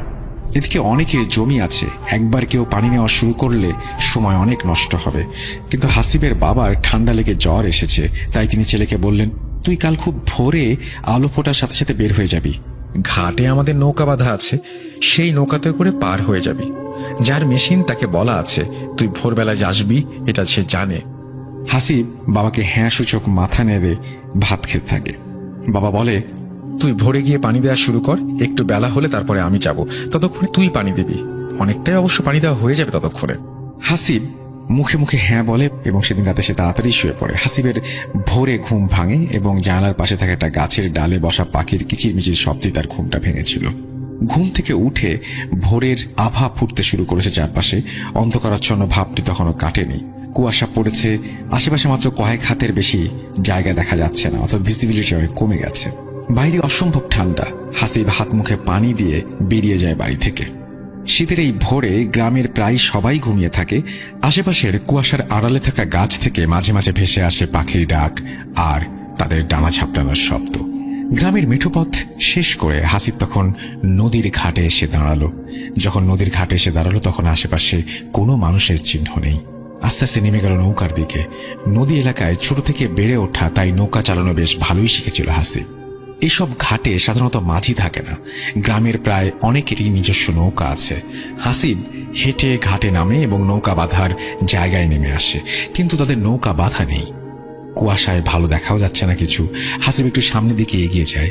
এগোতে দেখে তাদের নৌকা। মনে করে ঘাটে জায়গা ছিল না বলে বাবা হয়তো এখানে বেঁধে রেখে গেছেন। হাসিব নৌকাটা একটা ধাক্কা দিয়ে লাফ দিয়ে নৌকায় উঠে বসে। বৈঠা হাতে নিয়ে পাড়ের বালিতে ঠেকিয়ে সামনের দিকে এগিয়ে যায়। কি যে কুয়াশা পড়েছে আজ, কিছুই দেখা যাচ্ছে না সামনে। নৌকার এ মাথায় বসে নৌকার ও মাথা ঠিক করে দেখা যায় না। আবছা ধোয়াটে একটা ভাব ঘিরে ধরেছে তাকে। নৌকা সোজা চালিয়ে নদীটা পার হতে 4 থেকে 5 মিনিটের মতো লাগে। হাসিব খেয়াল করলো নদীর পানির ওপরে কুয়াশাগুলো কত সুন্দর করে কুণ্ডুরি পাকিয়ে যাচ্ছে। মনে হচ্ছে পানিগুলোকে বারবার ছুঁয়ে দিয়ে যাচ্ছে তারা। শীতকাল মানেই নদীর পানিতে কুয়াশার এক অপরূপ সৌন্দর্য। এসব খেয়াল করতে করতে নৌকার মাথার সামনের জায়গাটা কিছু একটার সাথে ধাক্কা খেয়ে আটকে গেল। হাসিবের মনে হলো নদী পার হয়ে সে ওপারে চলে এসেছে। সে বইটা হাতে নিয়ে নৌকার গোলয়ের ওপরে রাখে ও মাথার দিকে চলে যায়। মাথায় গিয়ে নৌকা থেকে নামতে যাবে, ঠিক তখনই সে খেয়াল করলো, আরে এটা তো তাদেরই ঘাট। মাত্রই তো এখান থেকে নৌকাটা নিয়ে এসে সে ওপারের জন্য যাবে বলে প্রস্তুতি নিল, চালাতে শুরু করলো, তাহলে আবার ঘাটে আসলো কি করে? একটু চিন্তার ভাঁজ পড়ল তার কপালে। পরক্ষণে সে বুঝতে পারল কুয়াশা আর নদীর সৌন্দর্য দেখতে গিয়ে হয়তো কখন সে নৌকার মাথা ঘুরিয়ে ফেলেছে নিজেই বুঝতে পারেনি। মনে মনে কিছু একটা ভেবে সে হেসেও উঠল। নৌকায় আবারও উঠল সে এবং চালাতে শুরু করলো। এবার সে দেখবে মাথা কই গিয়ে ঘুরে যায়, কিন্তু এত কুয়াশা যে ভালো করে কিছুই দেখা যাচ্ছে না। সেই অবস্থাতে 10 মিনিট লাগিয়ে দিল সে, কিন্তু নৌকা ওপারে ওঠার কোনো নাম নেই। তাহলে কি আবারও মাথা ঘুরিয়ে নিবে সে? হাসিব বৈঠা নিয়ে মাথা ঘোরাতে গেল এবং আবারও সামনের দিকে এগোতে লাগলো নৌকা। কি একটা নৌকার সামনে ঘুরে গেল। হাসিব বৈঠা নৌকার ওপরে রেখে আবার সামনের দিকে হেঁটে নৌকার সামনের মাথায় এগিয়ে গেল, কিন্তু সেখানে কিছুই নেই, কিছুই দেখতে পাচ্ছে না। নৌকা যে নদীর কোন জায়গায় সেটাও বোঝা যাচ্ছে না। ভিজিবিলিটি নাই কুয়াশার কারণে, সামনে যতটুকু দেখা যায় ততটুকু পানি। হাসিব চিন্তা করলো এতক্ষণে তো ওপারে পৌঁছে যাওয়ার কথা। ঠিক তখনই হাসিবের চোখে পড়ল নৌকার অপর প্রান্ত, যেন ঘন কুয়াশার ওপরে উঠছে একগুচ্ছ কালো চুল। নাকে ভেসে আসছে পরিচিত সেই মিষ্টি গন্ধ। নৌকার অপর পাশে গোলইয়ের উপরে বসে ওঠা কে? ভালো করে তাকাতেই দেখলো সেই নারী মূর্তি। ডান হাত দিয়ে বাম হাতের কোণের ওপরে হাতড়ে দেখলো হাসিব। সর্বনাশ হয়ে গেছে। হুজুরের দেয়া তাবিজটা তো নেই। হাসিব কি করবে ভেবে পাচ্ছে না। তার কি করা উচিত? তার কি নৌকা থেকে লাফ দেওয়া উচিত? না, তা ঠিক হবে না। শুনেছে পানিতে পড়ে গেলে নাকি মাথা ঠেসে ধরে। ভয়ে শরীর শক্ত হয়ে আসছে হাসিবের। হৃৎপিণ্ড যেন থেমে গেছে। অতি প্রাকৃত কিছু হয়ে যেতে পারে যে কোনো সময়। নারী অবয়বটা হাত বাড়িয়ে বৈঠা তুলে নিল, যেন গলা দিয়ে হাসিবের একটি আওয়াজও বের হচ্ছে না। তবু এত জোরে চিৎকার করছে যেন তার মাঝেই সে জ্ঞান হারিয়ে ফেলবে। এর মাঝেই ভেসে আসলো পানিতে বৈঠা ফেলার শব্দ। ভুঁ করে লুটিয়ে পড়ল হাসিব। লুটিয়ে পড়ার আগেই দেখল অবয়বটা এক জায়গায় তাকিয়ে আছে তার দিকে, আর সবকিছু মিলেমিশে একাকার হয়ে গেছে। কত সময় কেটে গেছে জানা নেই হাসিবের। ঘোরটা তখনও কাটেনি। মাথার নিচে শক্ত ঠান্ডা কাঠের অনুভূতি জানান দিল, না, এটা স্বপ্ন নয়। সে যা দেখছে তা সত্যি। এখনো যা ঘটে চলেছে তাও সত্যি। এর মাঝে বিন্দু মাত্র কোনো সংশয় নেই। যেন কোনো কিছুই মিলতে চাইছে না। অতি কষ্টে চোখ মেলে দেখা যাচ্ছে শুয়ে থেকে। নৌকা তখনও চলছে দুরন্ত গতিতে। চারপাশে কুয়াশার ভাবটা কেটে গেছে অনেকটাই, কিন্তু ঘন অন্ধকারাচ্ছন্ন চারপাশ মনে হচ্ছে গিলে খাচ্ছে তাকে। দুটো বন জঙ্গলের মতো কিছু পরিলক্ষিত হচ্ছে। চারিদিকে অনেক বেশি নিস্তব্ধ। আশেপাশে ঝোপঝাড় থেকে হঠাৎ হঠাৎ ভেসে আসছে সেদিন রাতের শেয়ালের করুণ আর্তনাদ। তা এক নিমিষেই মিলিয়ে যেতেই শোনা যাচ্ছে বড় কোনো পাখির ডানা ঝাপটানোর শব্দ, আর নৌকা চলার জন্য তীব্র জলপ্রপাতের মতো হু হু অবিশ্রান্ত শব্দ। নৌকার অপর মাথার দিকে তাকাতেই ভয় করছে হাসিবের। জীবনের সব সাহস যেন শেষ হয়ে গেছে। কি করবে কিছুতেই ভেবে পাচ্ছে না হাসিব। আবার চোখ বন্ধ হয়ে আসছে হাসিবের। নিজের ইচ্ছাতে কোনো কিছু হচ্ছে না। শরীর যেন তার আর কথা শুনতে চাইছে না। আবার চোখ বন্ধ করল সে। কতটা সময় চলে গেছে হাসিবের জানা নেই। কানে তখনও ভেসে আসছে পানির একটানা শব্দ। যখন সে চোখ খুলল, বিশাল এক হল ঘরের মতো জায়গায় বসে আছে সে। চারপাশে সবকিছু কেমন যেন আবছা মনে হচ্ছে তার কাছে। ভালো করে তাকিয়েও যেন কিছু দেখা যাচ্ছে না।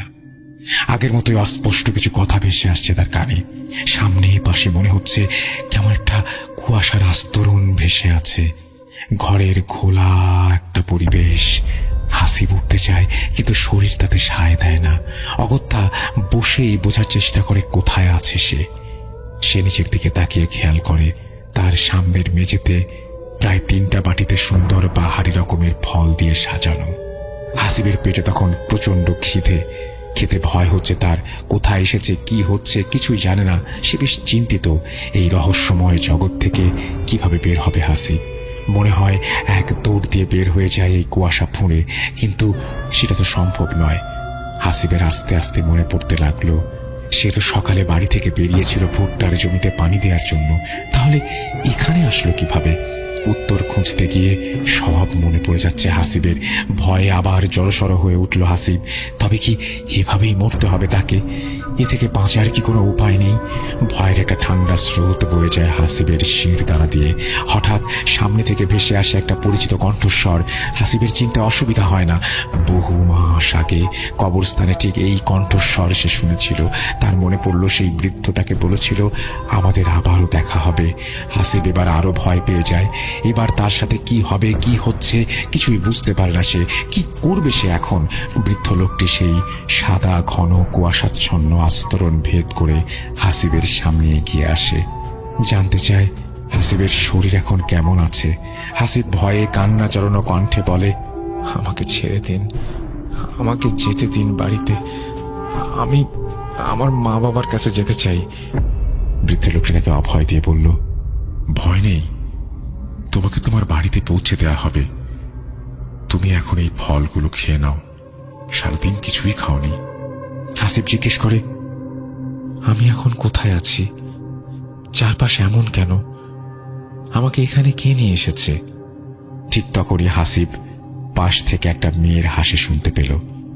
মৃদু হেসে থেমে গেল মেয়েটি।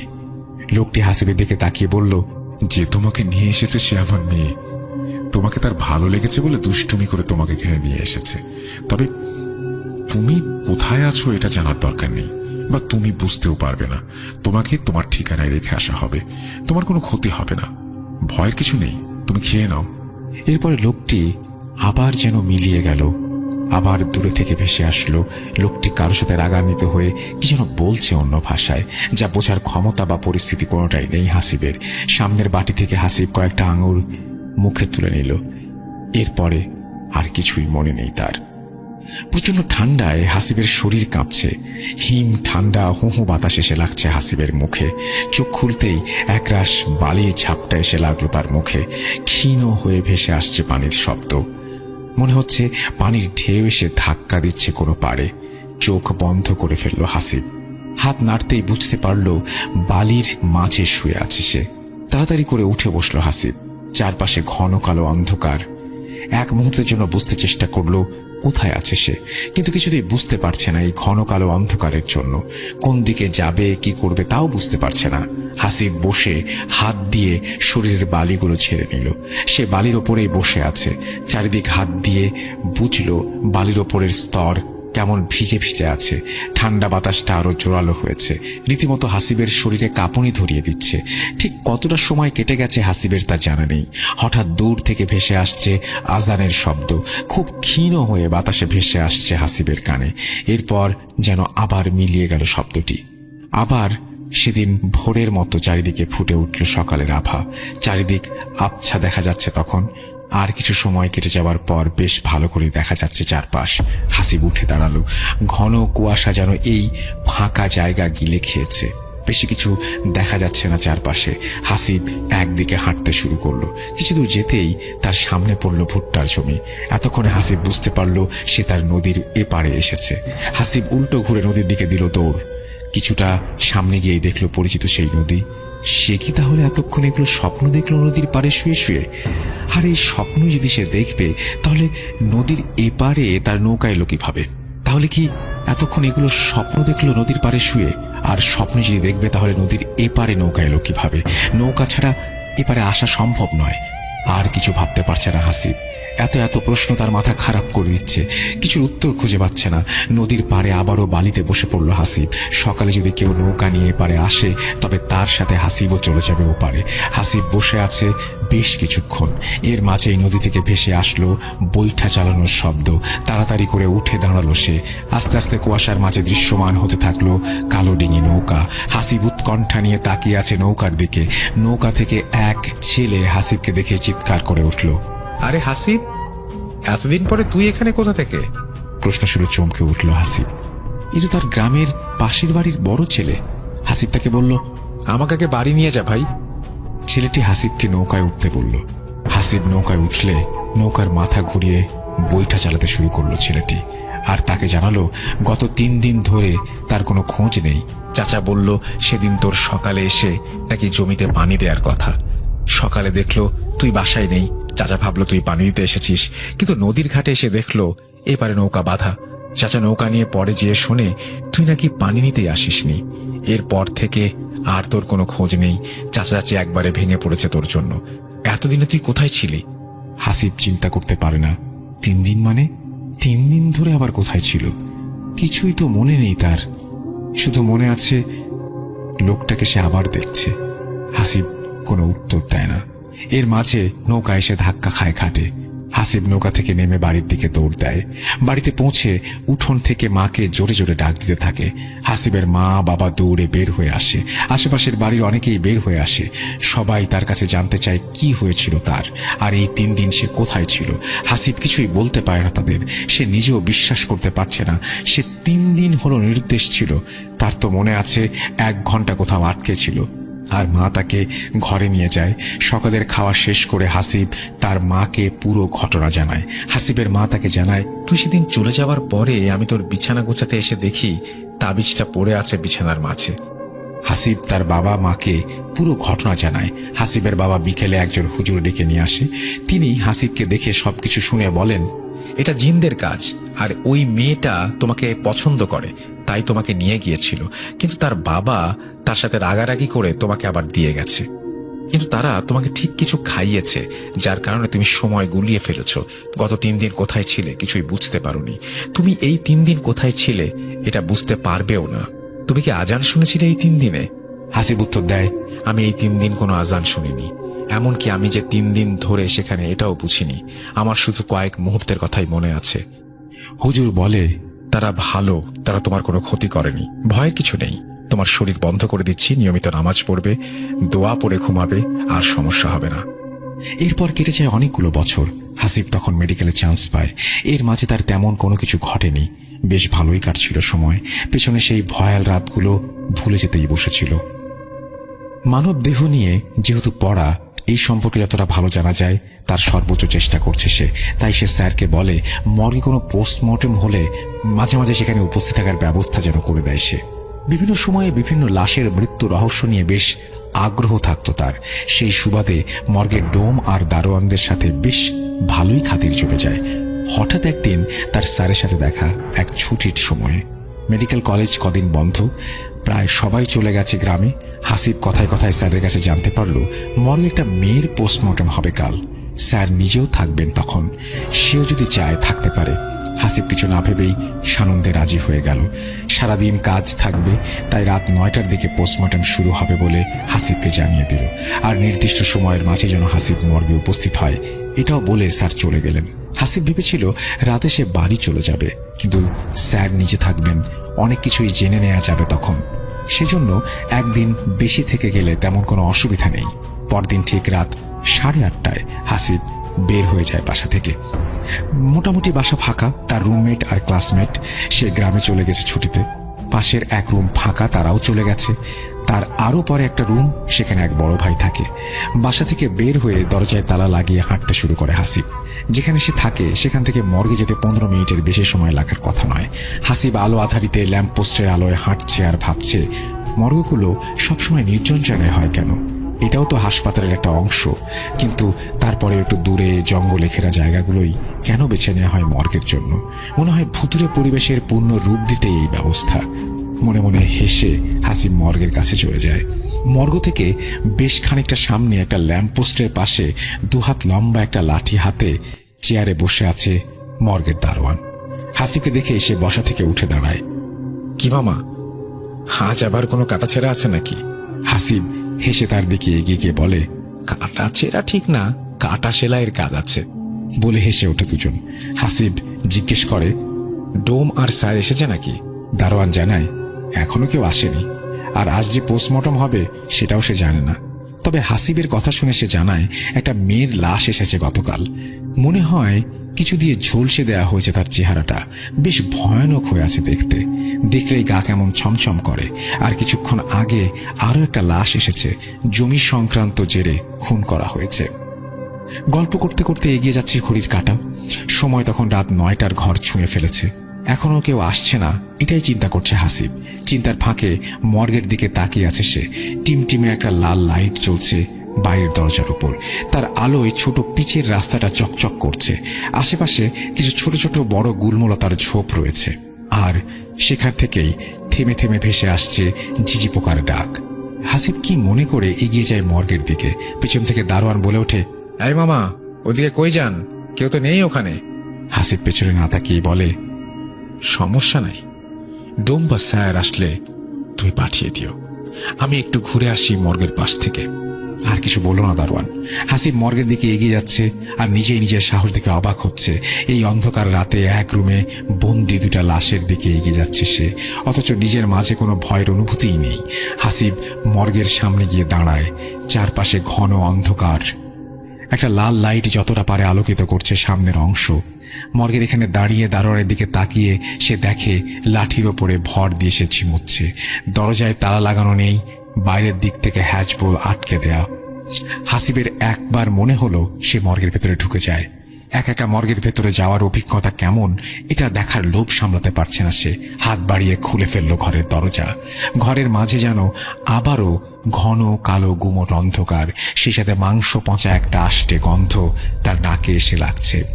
হাত বাড়িয়ে দরজার পাশে সুইচে চাপ দিল হাসিব। মুহূর্তেই ঘরের মাঝের সব অন্ধকার মিলিয়ে গেল। হাসিবের সামনে দৃশ্যমান হয়ে উঠল স্ট্রেচারে রাখা সাদা কাপড়ে দুটো লাশ। একটা লাশের উপরে সাদা কাপড়ে ছোপ ছোপ রক্তের দাগ, আর একটি লাশের কাপড়ে কেমন কালচে দাগ জায়গায় জায়গায়। রুমটা বেশ ভালোই বড় ছিল। রুমের মাঝে ওপর থেকে ঝুলতে থাকা রড লাইটটা একটু যেন বাতাসে দুলছে। রুমের এক কোণে রাখা কালচে দাগের কাপড়ে ঢাকা সেই লাশটি, আর রক্তের দাগ লাগা কাপড় দিয়েই ঢাকা সেই লাশ রাখা আছে লাইটের নিচের দিকে। রুমের মাঝ বরাবর হাসিব এগিয়ে গেল মাঝে রাখা লাশটির দিকে। ওপর থেকে সাদা কাপড়টা সরাতেই দেখল চোখ খুলে নিথর পড়ে আছে 40 বছরের এক লোক। তার চোখ খোলা, এবং চোখ খোলা দেখে এক মুহূর্তে ভয় পেয়ে যায় হাসিব। মনে হয় এক দৃষ্টিতে সে তাকিয়ে আছে তার দিকে। তাড়াতাড়ি করে মুখটা ঢেকে দেয় হাসিব। এবার কোনায় থাকা লাশটির দিকে এগিয়ে যায়। লাশটার কাছে এগুতে একটা পচা গন্ধ নাকে এসে লাগে। হাসিব কাছে যেয়ে কাফনের কাপড়টা সরাতেই চমকে উঠল। মুখের চেহারা কিছুই ঠিক বোঝা যাচ্ছে না। চোখ দুটো মনে হচ্ছে ভেতরে ঢুকে গেছে, চোখের জায়গায় বড় গর্তের মতো। এত ভয়ানক লাশ সে আগে কখনো দেখেনি। এবার সে ভয় পেতে শুরু করে। কোন সাহসে এখানে একা একা এসেছিল সেটা এখন ভাবতেও পারছে না, মাথা কাজ করছে না তার। সে তাড়াতাড়ি করে কোনো মতে লাশের ওপরের কাপড়টা ফেলে দিয়ে যেই পেছনে ঘুরেছে, ঠিক তখনই একটা শব্দ। রুমের ভেতরে জ্বলতে থাকা বাল্বটি ভেঙে চুরমার হয়ে মেঝেতে পড়ে যায়। এক নিমিষের মাঝেই অন্ধকার নেমে আসে। চারিদিক গুমোট অন্ধকার, তার সাথে পাল্লা দিয়ে বাড়ছে মৃতদেহের পচা গলা গন্ধ। হাসিবের স্পষ্ট মনে আছে সে রুমের দরজা খুলে ভেতরে এসেছিল। রুমে অন্ধকার হলেও বাইরে দরজার ওপরে আলো রুমে আসার কথা, আর দরজা দিয়ে বাইরের ল্যাম্পপোস্টের আলো দেখতে পাওয়ার কথা। কিন্তু না, কোথায় সেই দরজা? এই যে নিশ্চিদ্র অন্ধকার। হাসিবের মনে হচ্ছে এক কবরের মাঝে সে, কোথাও কোনো আলো নেই। হাসিব কি করবে বুঝতে পারছে না। শরীর ঘেমে গোসল হয়ে যাচ্ছে তার। মনে মনে দরজার অনুমান করে সামনের দিকে এগিয়ে যায় হাসিব। কয়েক পা এগিয়ে আসতেই ভয়ে তার 2 পা জড়িয়ে যায়। রুমের সাথে থাকা স্ট্রেচারের ওপরে থাকা সেই লাশের ওপরে পড়ে যায় সে।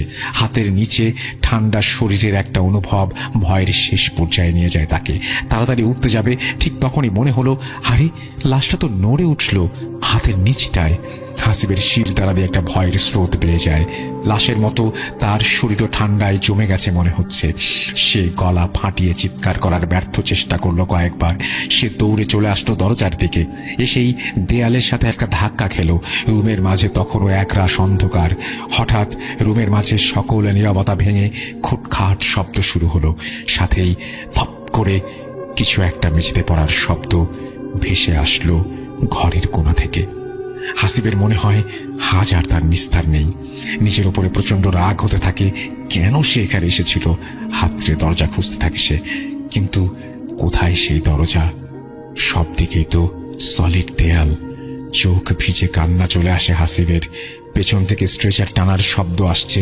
হাসিব দেয়াল হাতড়ে খুঁজে পায় রুমের দরজা। জোরে জোরে ধাক্কা দিতে থাকে হাসিব।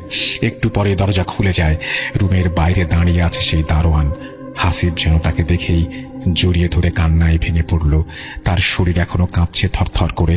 দারোয়ান হাতে থাকা লাইটটা রুমের দিকে মারতেই তারা দেখে রুমের মাঝে থেকে ছেলের লাশের ওপরে থাকা সাদা কাপড়টা নিচে পড়ে আছে, আর রুমের কোনায় থাকা মেয়ের লাশটা উপুর হয়ে পড়ে আছে মেঝেতে।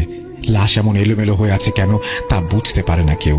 মেয়েটির লাশই বা কি করে মেঝেতে পড়ল তারও কোনো উত্তর নেই তাদের কাছে। হাসিব আর কিছুই বলতে পারে না। দারোয়ান তাকে ধরে নিয়ে আসে বাইরে আলোতে। দারোয়ান তাকে একটি চেয়ারে এনে বসিয়ে দেয়। পানি খেয়ে যেন আবারও প্রাণ ফিরে পায় হাসিব। হাতে থাকা বোতল এক চুমুকে প্রায় অর্ধেকটা পানি খেয়ে শেষ করে। তারপর সে দারোয়ানের দিকে তাকায়। দারোয়ান তাকে জিজ্ঞেস করে, মামা, কি হয়েছিল আপনার?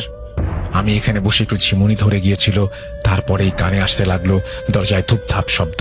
আমিও তো প্রথমে ভয় পেয়ে গিয়েছিলাম, কি যে হলো। পরে মনে হলো আপনি তো গিয়েছিলেন ওদিকে, তাই দৌড়ে চলে গেলাম। হাসিব দারোয়ানকে পুরো ঘটনা বলল, কিন্তু দারোয়ান জানালো রুমের দরজা তো খোলাই ছিল, শুধু ভেজানো ছিল। চারপাশ ঘন অন্ধকারে ভরে যাবে, আবারও ঘিরে ধরবে সেই গুমোট অন্ধকার। এই বুঝে কেউ উকি দিয়ে দেখছে তাকে। পেছনে কি কেউ হেঁটে আসছে? এত সব চিন্তা নিয়ে ভয়ে ভয়ে বাসায় পৌঁছে গেল হাসিব। রাতে আর খাবার খেতে ইচ্ছা করলো না তার। যে একটা অবস্থা কাটলো এখনো গায়ে কাটা দিচ্ছে। বিছানা এলিয়ে দিল শরীর। এমনিতে একদম অন্ধকার ঘর ছাড়া ঘুমোতে পারে না হাসিব, কিন্তু আজ তার সাহস হলো না ঘর অন্ধকার করতে। মনে হলো অন্ধকার করলে আবার বুঝি কিছু একটা হবে, কিছু একটা ঘটে যাবে তার সাথে। রুমে থাকা হালকা নীল কালারের একটা ডিম লাইট অন করে দিল সে। হালকা নীল আলোতে চারপাশ কেমন মায়াবী লাগছে। সব প্রশ্নগুলো মাথায় ঘুরছে। উত্তর খোঁজার চেষ্টা করছে হাসিব, কিন্তু কিছুতেই হিসাব মিলছে না। কি থেকে কি হলো সঠিক কোনো কিছুরই উত্তর দাঁড় করাতে পারছে না। মানুষ যখন কোনো জিনিসের উত্তর খুঁজে না পায় তখন তার সাথে থাকা ভয়টি আরো বেশি জেগে ধরে। হাসিবের ক্ষেত্রেও তার ব্যতিক্রম নয়। একসময় মস্তিষ্ক ক্লান্ত হয়ে ঘুমের দেশে পাড়ি জমায় হাসিব। রাত তখন কটা হবে জানা নেই। চারিদিকে নিস্তব্ধতা। ঘরে থাকা ঘড়ির কাঁটার টিকটিক শব্দটা শুধু হালকা হালকা কানে ভেসে আসছে। হঠাৎ সে বুকের ওপরে প্রচন্ড চাপ অনুভব করল। মনে হচ্ছে তার বুকের ওপরে কিছু একটা চেপে বসে আছে। বুকের ওপরের এই অসম্ভব চাপে ঘুম পুরোপুরি ভেঙে যায় হাসিবের। সে আস্তে আস্তে চোখ খুলে তাকায়। ঘরের ভেতরে হালকা নীল আলোতে চোখ খুলে হাসিব যা দেখে তা দেখে তার শরীরের রক্ত হিম হয়ে যায়। তার বুকের ওপরে চেপে বসে আছে একটা নারীর অবয়ব। ভালো করে তাকাতেই দেখে সেই সাদা কাফনের কাপড়। একটা মাংস পচা গন্ধে পুরো ঘর ভরে গেছে। একরাশ চুল উঠছে বাতাসে। ভয়ে এবার ঘামতে শুরু করে হাসিব। আবার সে চলে যায় একটা ঘোরের মাঝে। সে কি আসলে বাস্তবেই এটা দেখছে, নাকি এটা কোনো স্বপ্ন? আজও তার শরীর সায় দিচ্ছে না তার সাথে। অনেক চেষ্টা করেও হাত পা কিছুতেই নাড়াতে পারছে না হাসিব। এমনকি তার গলা দিয়েও কোনো শব্দ বের হচ্ছে না। হাসিব নিজের সব শক্তি দিয়ে চিৎকার করার চেষ্টা করলো, কিন্তু গলা দিয়ে গোঙানির মতো আওয়াজও বের করতে পারল না। আর তখনই মেয়েটি তার দিকে তাকায়, হাসিবের দিকে এগিয়ে আসে। কি ভয়ানক সেই মুখ! মুখের কিছু জায়গায় মাংস যেন খসে পড়ছে, চামড়া ঝুলে গেছে অনেক জায়গায়। চোখ দুটো যেন অন্তহীন গর্ত, যেন কেউ কোঠর থেকে বের করে নিয়ে এসেছে চোখ দুটিকে। লাশ কাটা ঘরের স্ট্রেচারে শুয়ে থাকা সেই মেয়েটি যেন চেপে আছে তার বুকের ওপর। মেয়েটি ভাবলেশীন ভাবে তাকিয়ে দুইটা হাত উঁচু করে এগিয়ে দেয় হাসিবের গলার দিকে। হাতের চামড়া দেখে এতটাই ফ্যাকাশে মনে হচ্ছিল, নীল আলোতেও মনে হচ্ছিল তার শরীরে কোনো রক্ত অবশিষ্ট নেই। হঠাৎ হাত দুটি এসে চেপে ধরে হাসিবের গলা। হাসিব প্রাণপণে হাত দুটো দিয়ে চেপে ধরে মেয়েটির হাত। জোরে চিৎকার করে বাঁচার আপ্রাণ চেষ্টা করতে থাকে। তার মনে হচ্ছে সে এবার মারা যাচ্ছে। চোখ দুটি বন্ধ হয়ে আসবে হাসিবের। চোখের পাতা মিলিয়ে যাওয়ার আগে হাসিব দেখে মেয়েটি এখনো চেপে বসে আছে তার বুকে, আর তার গলা চেপে ধরে আছে। বুকের উপরে প্রচন্ড ব্যথা অনুভব করে হাসিব। সকালে তার ঘুম ভাঙল পাশের রুমে থাকা বড় ভাইয়ের ডাকে। বিছানায় উঠে বসে হাসিব আর ভাবতে থাকে রাতে কি হয়ে গেল তার সাথে। সে কি আসলেই স্বপ্ন দেখছে, নাকি সত্যি রাতে মর্গের সেই মেয়েটি এসেছিল? আর চিন্তা করতে পারছে না হাসিব। বিছানা থেকে উঠতে গিয়ে বুকের ওপরে প্রচন্ড একটা ব্যথা অনুভব করে। বুকের মাঝে ধক করে ওঠে। তবে কি? বাথরুমে থাকা আয়নার সামনে যেতেই দেখে গলায় লাল রক্ত জমাট বেঁধে আছে। মনে হচ্ছে কয়েকটি আঙুলের দাগ বসে আছে গলায়। ভয়ে কুঁকড়ে যায় হাসিব। এর মানে রাতের ঘটনা মিথ্যা বা স্বপ্ন নয়। রাতে সে যা দেখেছে তা পুরোটাই সত্যি। আর এক মুহূর্ত এখানে নয়, ব্যাগ গুছিয়ে বেরিয়ে পড়ে হাসিব। বাড়ি ফিরে আর কাউকে জানানোর সাহস হয় না ব্যাপারটা। যদিও তার মা তার গলায় এমন দাগ দেখে প্রশ্ন করে, সে অ্যালার্জি বলে উড়িয়ে দেয়। ছুটি শেষ করে এসে হাসিব সেই বাসা ছেড়ে দিয়ে নতুন বাসায় ওঠে। এরপরে আর তেমন কোনো সমস্যা হয়নি বা ঘটেনি। তার সাথে অনেক আগে থেকে ঘটে যাওয়া সেই ঘটনার সাথে এই ঘটনার কোনো যোগসূত্র আছে কিনা তাও এখনো বুঝতে পারে না হাসিব। সেই রাতে কেনই বা এমন কিছু ঘটেছিল তার সাথে, এর কোনো সঠিক ব্যাখ্যাও সে দাঁড় করাতে পারে না। মেয়েটি কি তাকে কিছু বলতে চেয়েছিল? বলতেই যদি চাইবে, তবে এমন করে বুকের ওপরে গলা চেপে ধরে বসেছিল কেন? কিসের রাগ ছিল তার উপর? এমন অনেক প্রশ্ন আজও আছে অন্ধকারে। এর সঠিক উত্তর আজও মেলানোর চেষ্টা করছে হাসিব। হাসিব এখনো ভয়ে থাকে আবার কবে তার জীবনে নেমে আসে এমন ঘন কালো অন্ধকারের রাত, এমন কালো অন্ধকারের ঘোর। আবারও হয়তো কোনো এক রাতে ভাবলেশহীন বিভৎস ফ্যাকাশে মুখ নিয়ে সেই মেয়ে অবয়ব চেপে ধরতে পারে তার। একটি লম্বা ঘটনা আপনাদের সামনে উপস্থাপন করার চেষ্টা করবো ইনশাল্লাহ। তো চলুন কথা না বাড়িয়ে সরাসরি মূল ঘটনাতে চলে যাচ্ছি। এখন থেকে 7-8 বছর আগে মিম ওরা যখন যে বাসাটায় থাকতো, মূলত সেখানকার বেশ কয়েকটি খণ্ড খণ্ড ঘটনা নিয়েই আজকের এই সম্পূর্ণ ঘটনাটি। প্রথমেই এই জায়গাটির কিছুটা বর্ণনা দেয়া প্রয়োজন। ঘটনাটির স্থান ঢাকার সবুজবাগের কদমতলা এলাকায়। আর ওরা যে বিল্ডিং এ থাকতো সেই বিল্ডিংটি একটি গলিতে অবস্থিত এবং বিল্ডিংটির পাশেই ছিল আরো একটি বিল্ডিং। এই দুটো বিল্ডিং একদম লাগোয়া। দুটি বিল্ডিং এর মাঝখানে বিশেষ কোনো ব্যবধান নেই বললেই চলে। বিষয়টি অনেকটা এমন যে এক বিল্ডিং এর ছাদ থেকে খুব সহজেই অন্য বিল্ডিং এর ছাদে চলে যাওয়া যায়। ঢাকাতে কিন্তু এরকম বিল্ডিং অনেক আছে, বিশেষ করে পুরান ঢাকায় কিন্তু আমরা হরহামেশাই এই ধরনের বিল্ডিং গুলোকে দেখতে পাই। তবে ওই দুটি বিল্ডিং এর মাঝে যে সরু জায়গাটি ছিল সেখানে স্বাভাবিকভাবে যাওয়ার কোনো পথই ছিল না, যার কারণে কারো কোনো জিনিস ভুলবশত জানালা দিয়ে পড়ে গেলে তা আর উদ্ধার করা সম্ভব হতো না। মিমরা যখন ওই দুটি বিল্ডিং এর মধ্যে প্রথম বিল্ডিংটির 5 তলায় থাকতো, মানে যখন শুরুর দিকে আর কি, তা একদিন মিমদের বাসায় মেহমান এসেছিল, যে কারণে ওর আম্মু রাতে ওকে বলেন বাসার লিভিং রুমে ঘুমাতে।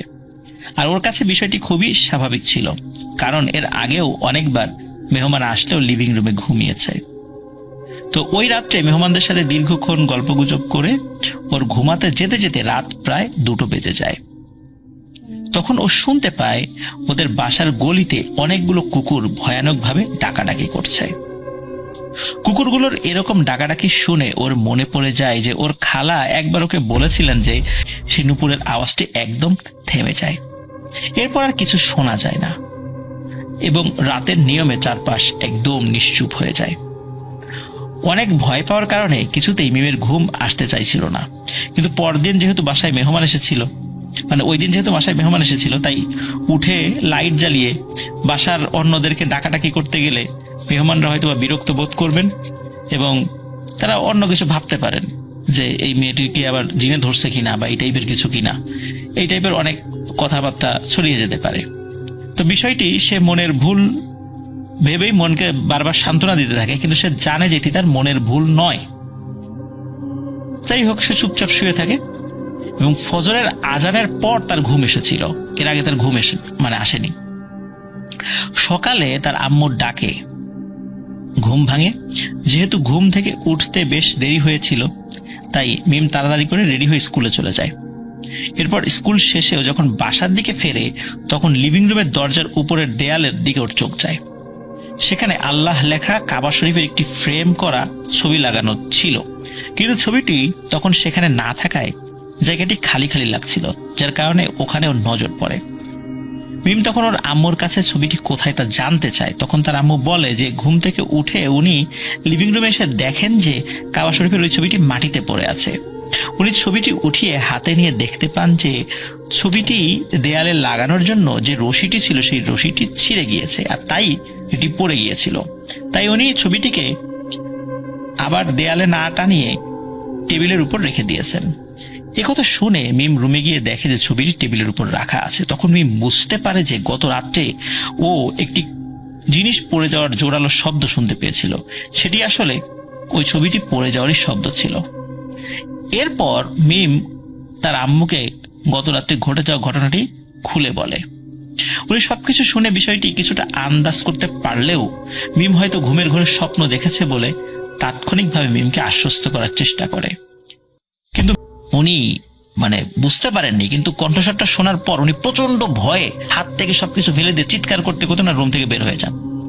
চিৎকার শুনে ওনার পরিবারের সদস্যরা ছুটে আসেন এবং ওনাকে পানি খেতে দিয়ে হাত পাখা দিয়ে বাতাস করতে থাকেন। শীতকাল ছিল ওই সময়টাতে, আর শীতকালে উনি একদম ঘেমে অবস্থা খারাপ হয়ে গিয়েছিল। কিছুটা স্বাভাবিক বোধ করার পর উনি সবাইকে বলেন যে ওনার সাথে কি ঘটেছিল। সবকিছু শোনার পর পরিবারের সদস্যরা অনেক বেশি অবাক হয়েছিলেন এমনটাও নয়। এরকম টুকটাক ঘটনা মনে হয় ওই বিল্ডিং এ হর হামেশাই ঘটে, এরকম কম বেশি ঘটনা তাদের মোটামুটি জানা ছিল। মাঝে মধ্যেই রাতে ওই বিল্ডিং এর ছাদের উপর নাকি বিভিন্ন ধরনের অদ্ভুত শব্দ শোনা যেত। যেমন কেউ পাটাতে শিলনোড়া দিয়ে মশলা পিষলে যেরকম শব্দ হয়, অনেকটা সেই রকমের। আবার যারা পার্শ্ববর্তী লাগোয়া বিল্ডিংটির সাইডে থাকতেন তাদের মধ্যে অনেকেই গভীর রাতে দুটি বিল্ডিং এর মধ্যবর্তী যে সরু জায়গাটি রয়েছে সেখান থেকে একটি ছোট্ট বাচ্চার কান্নার আওয়াজ আসতে নাকি শুনেছেন। অথচ ওই ছোট্ট ফাঁকা জায়গায়, এত সরু ফাঁকা জায়গায় শুধু হয়তোবা কোনো একটা ইঁদুর হেঁটে যাওয়া সম্ভব একদম নিচে, এছাড়া কোনো মানুষের সন্তান, একদম নবজাতক সন্তানও ওই জায়গায় থাকা সম্ভব নয়। কিন্তু শুধু ওই জায়গা থেকে কান্নার আওয়াজ ভেসে আসতো। মিমের সাথে ওই ঘটনাটি ঘটার বেশ কয়েক মাস পর ওরা পাশের বিল্ডিংটাতে শিফট হওয়ার সিদ্ধান্ত নেয়। ওই বিল্ডিং এ আগে থেকেই মিমের চাচারা থাকতেন, তো ওরা যখন ওই বিল্ডিং এ একটি ফ্ল্যাট খালি পায় তখন ওরা সেখানে শিফট হয়ে যায়।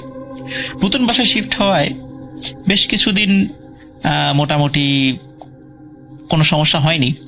তবে এর কিছুদিন পরে আর কি মিম একদিন স্কুল থেকে ফিরে বাসায় ঢুকতে যাবে, এমন সময় ওদের পাশের ফ্ল্যাটে যে আন্টি থাকতেন উনি দরজা খুলে বের হয়ে মিমকে বিভিন্ন অসংলগ্ন কথাবার্তা বলতে থাকেন। ওনার আচরণ ছিল একদমই একটি ছোট বাচ্চার মতো। একে তো ওই বাসায় নতুন, তারা এসেছে, তারপর ভালো করে কাউকে চেনেও না, তার উপর ওই আন্টি এরকম আচরণ দেখে সে কিছুটা ভয় পেয়ে তাড়াতাড়ি ঘরে ঢুকে দরজা লাগিয়ে দেয়। পরবর্তীতে মিম যখন ওর আম্মুকে ওই আন্টির বিষয়ে বলে তখন উনি অন্য এক প্রতিবেশীর কাছ থেকে ওই আন্টির বিষয়ে জানতে চান।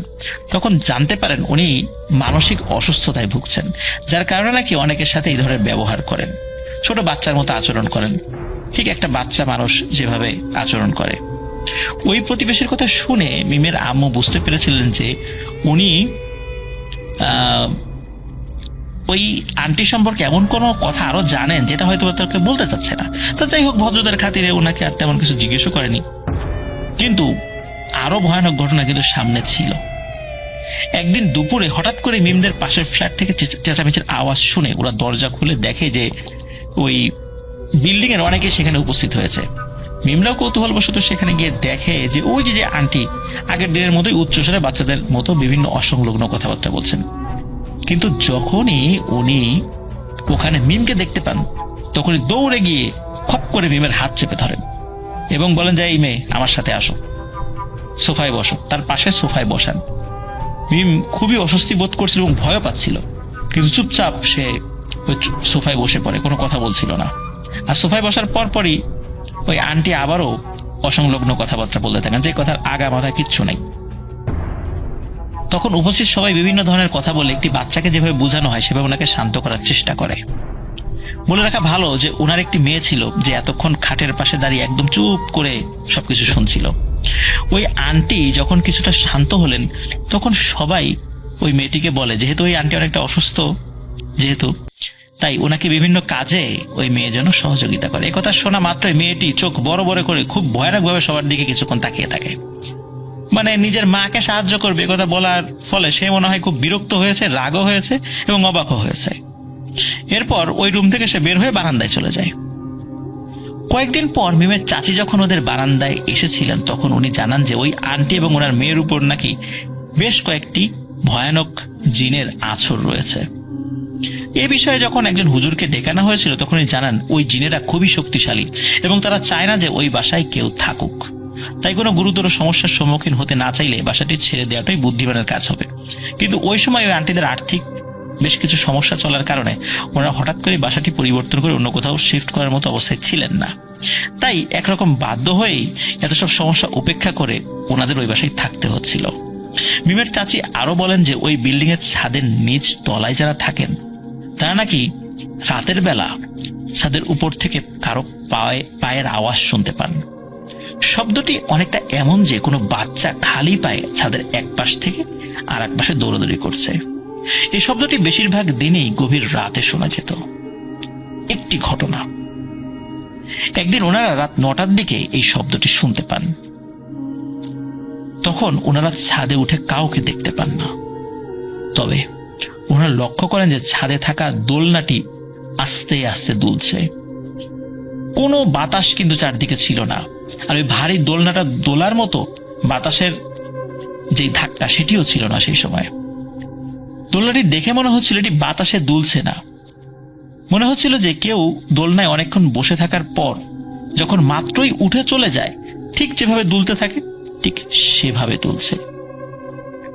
ওনারা তখনকার মতো ছাদ থেকে যদিও নেমে আসেন এবং পরদিন সকালে বিল্ডিং এর দারোয়ানকে বিষয়গুলো সম্পর্কে অবহিত করেন। সব শুনে দারোয়ান বলেন এগুলো কোনো সমস্যা নয়। দারোয়ান ওনাদেরকে উল্টো পরামর্শ দেন এসব আওয়াজ উপেক্ষা করতে এবং রাতের বেলা ওনার জন্য কোনো অবস্থাতেই মনে আসার পরপরই ওর ভয়ের মাত্রা আরো অনেক গুণ বেড়ে যায়। ও উঠে গিয়ে ওর আব্বু আম্মু সকলকে ঘুম থেকে ডেকে তোলে এবং সবকিছু ওনাদেরকে জানায়। মিমের আব্বু দোয়া পরে ওকে ফু দিয়ে দেন। সেই রাত্রে মিমের আর ঘুম হয়নি।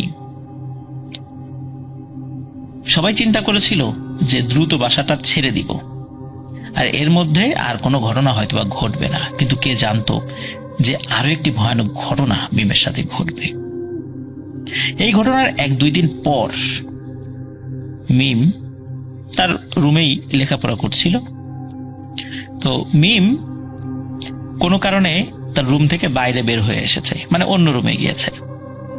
তার ঘরের লাইট টাইট সব জ্বালানো ছিল। তো অন্য রুমে গিয়ে তার আব্বু আম্মুর সাথে কথা বলে সে আবার তার রুমের মধ্যে ঢুকছিল। হঠাৎ করে দেখে তার খাটের উপরে পুরো শরীর কম্বল দিয়ে আবৃত কেউ একজন বসে ঢুলে ঢুলে উচ্চস্বরে কিছু পড়ছে। অনেক সময় আমরা ঢুলে ঢুলে মানুষকে পড়া দেখি না, ওই রকম। ওই সময় কিন্তু শীতকাল আবার ছিল না, শীতকাল চলে গিয়েছিল। তখন কম্বলটা যে কোথা থেকে এলো সে বুঝতে পারছে না, কারণ কম্বলটা তার রুমেই ছিল কিন্তু অন্য জায়গায় রাখা ছিল, গায়ে দেওয়ার জন্য নয়।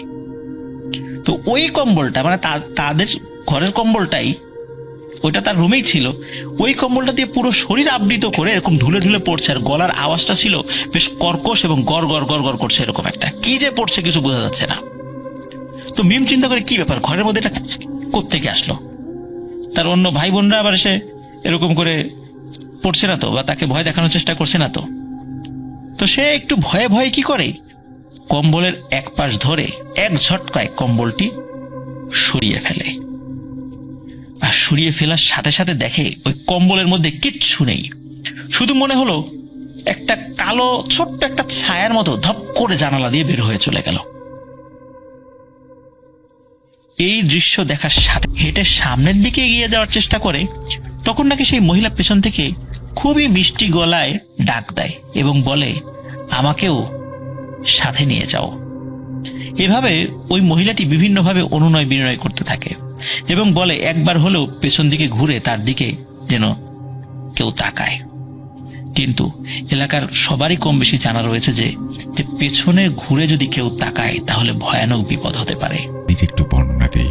যেখানে আমাদের বাড়ি তার আশেপাশে কোনো বাড়িঘর ছিল না, খোলা মাঠ, দুই দিকে, পেছনে পুকুর আর সামনে একটা হাইওয়ে। বাড়ির পরিবেশটা এত সুন্দর, বিকালে ছাদে উঠে তাকালে চারিদিক শুধু মাঠ, একটু দূরে একটা মেহগনি বাগান আর তার পাশে কালো পুকুর। এই পুকুরটার নাম কালো পুকুর কেন জানি না, তবে এটুকু জানি ওই পুকুরে অনেক মাছ আছে, কিন্তু কেউ সেই মাছ ধরতে পারে না, কারণ ওখানে প্যারানর্মাল কিছু বিষয় আছে। সবার ধারণা ওখানে জিন থাকে। একবার হলো কি, আমাদের ওই দূরের এলাকা থেকে একদল জেলে আসলো।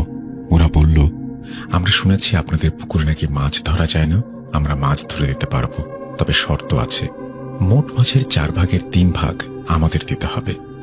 তো যার পুকুর সে ভাবল, মোটেও ধরতে পারি না, যদি 1 ভাগ পাই তাতে অনেক বেশি হয়ে যাবে। সে রাজি হয়ে গেল। এরপর পুকুরে মাছ ধরার প্রস্তুতি নিল জেলেরা। জাল ফেলল।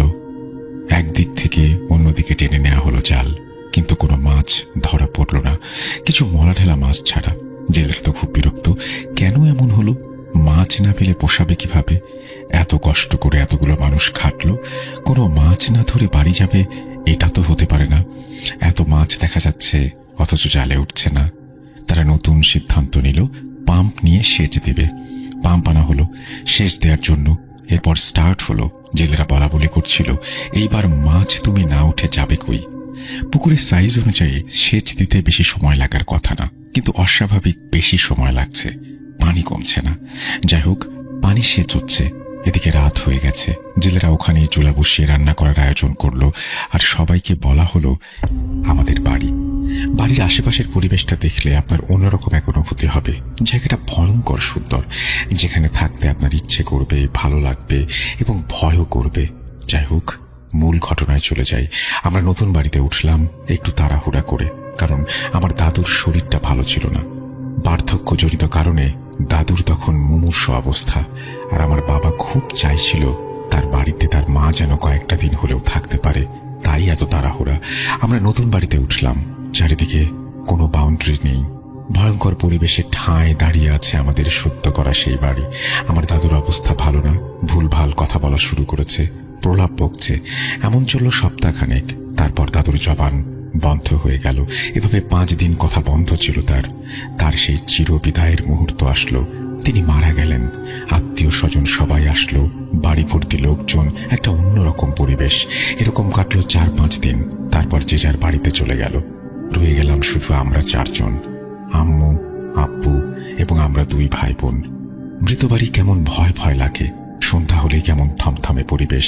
একটা কথা বলতে ভুলে গেছি, বাড়িতে ওঠার পর থেকেই রাত হলে ঘরের চারিদিকে কেমন যেন একটা শব্দ পেতাম। মাঝে মাঝে বাড়ির ফ্রন্টের দিকে কলাপসিবল গেট ছিল, সেটা ধরে কেউ ঝাঁকাতো, ঝুলতো, এমন মনে হতো। কিন্তু দরজা খুলে গেটের কাছে কাউকেই পাওয়া যেত না। মাঝে মাঝে চাপা কান্নার শব্দ ভেসে আসতো।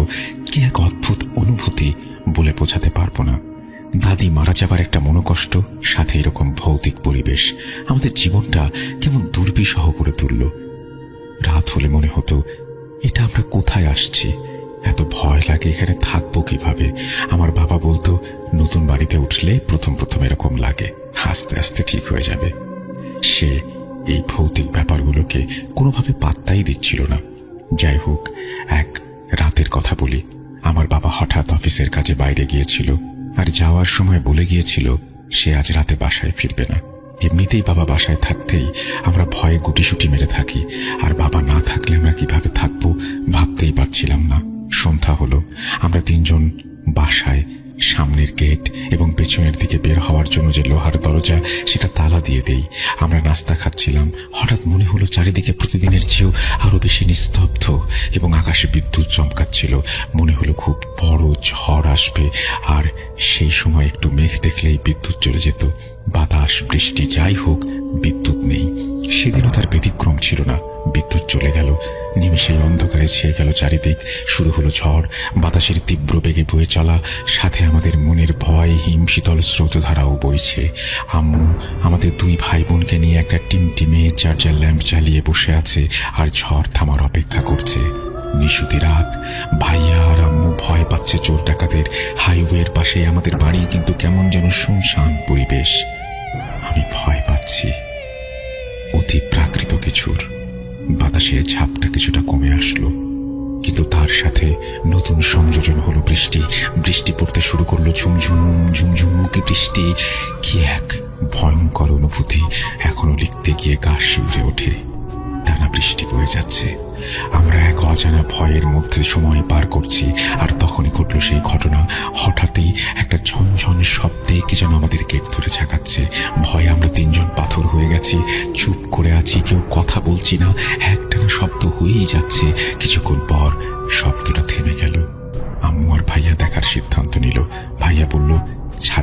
দেখি কে। আম্মু বলল, না দরকার নাই। আমি বললাম, জানালার পর্দা সরিয়ে দেখি। তারপর পর্দা একটু ফাঁকা করে গেটের দিকে তাকিয়ে ভাইয়া বলে, অন্ধকারে কাউকে দেখা যাচ্ছে না। আম্মু, ভালো করে আশেপাশে চেয়ে দেখো, কেউ নেই। হঠাৎই আকাশে বিদ্যুৎ চমকানোর আলোতে দেখলো কে যেন দাঁড়িয়ে আছে গেটের কাছে।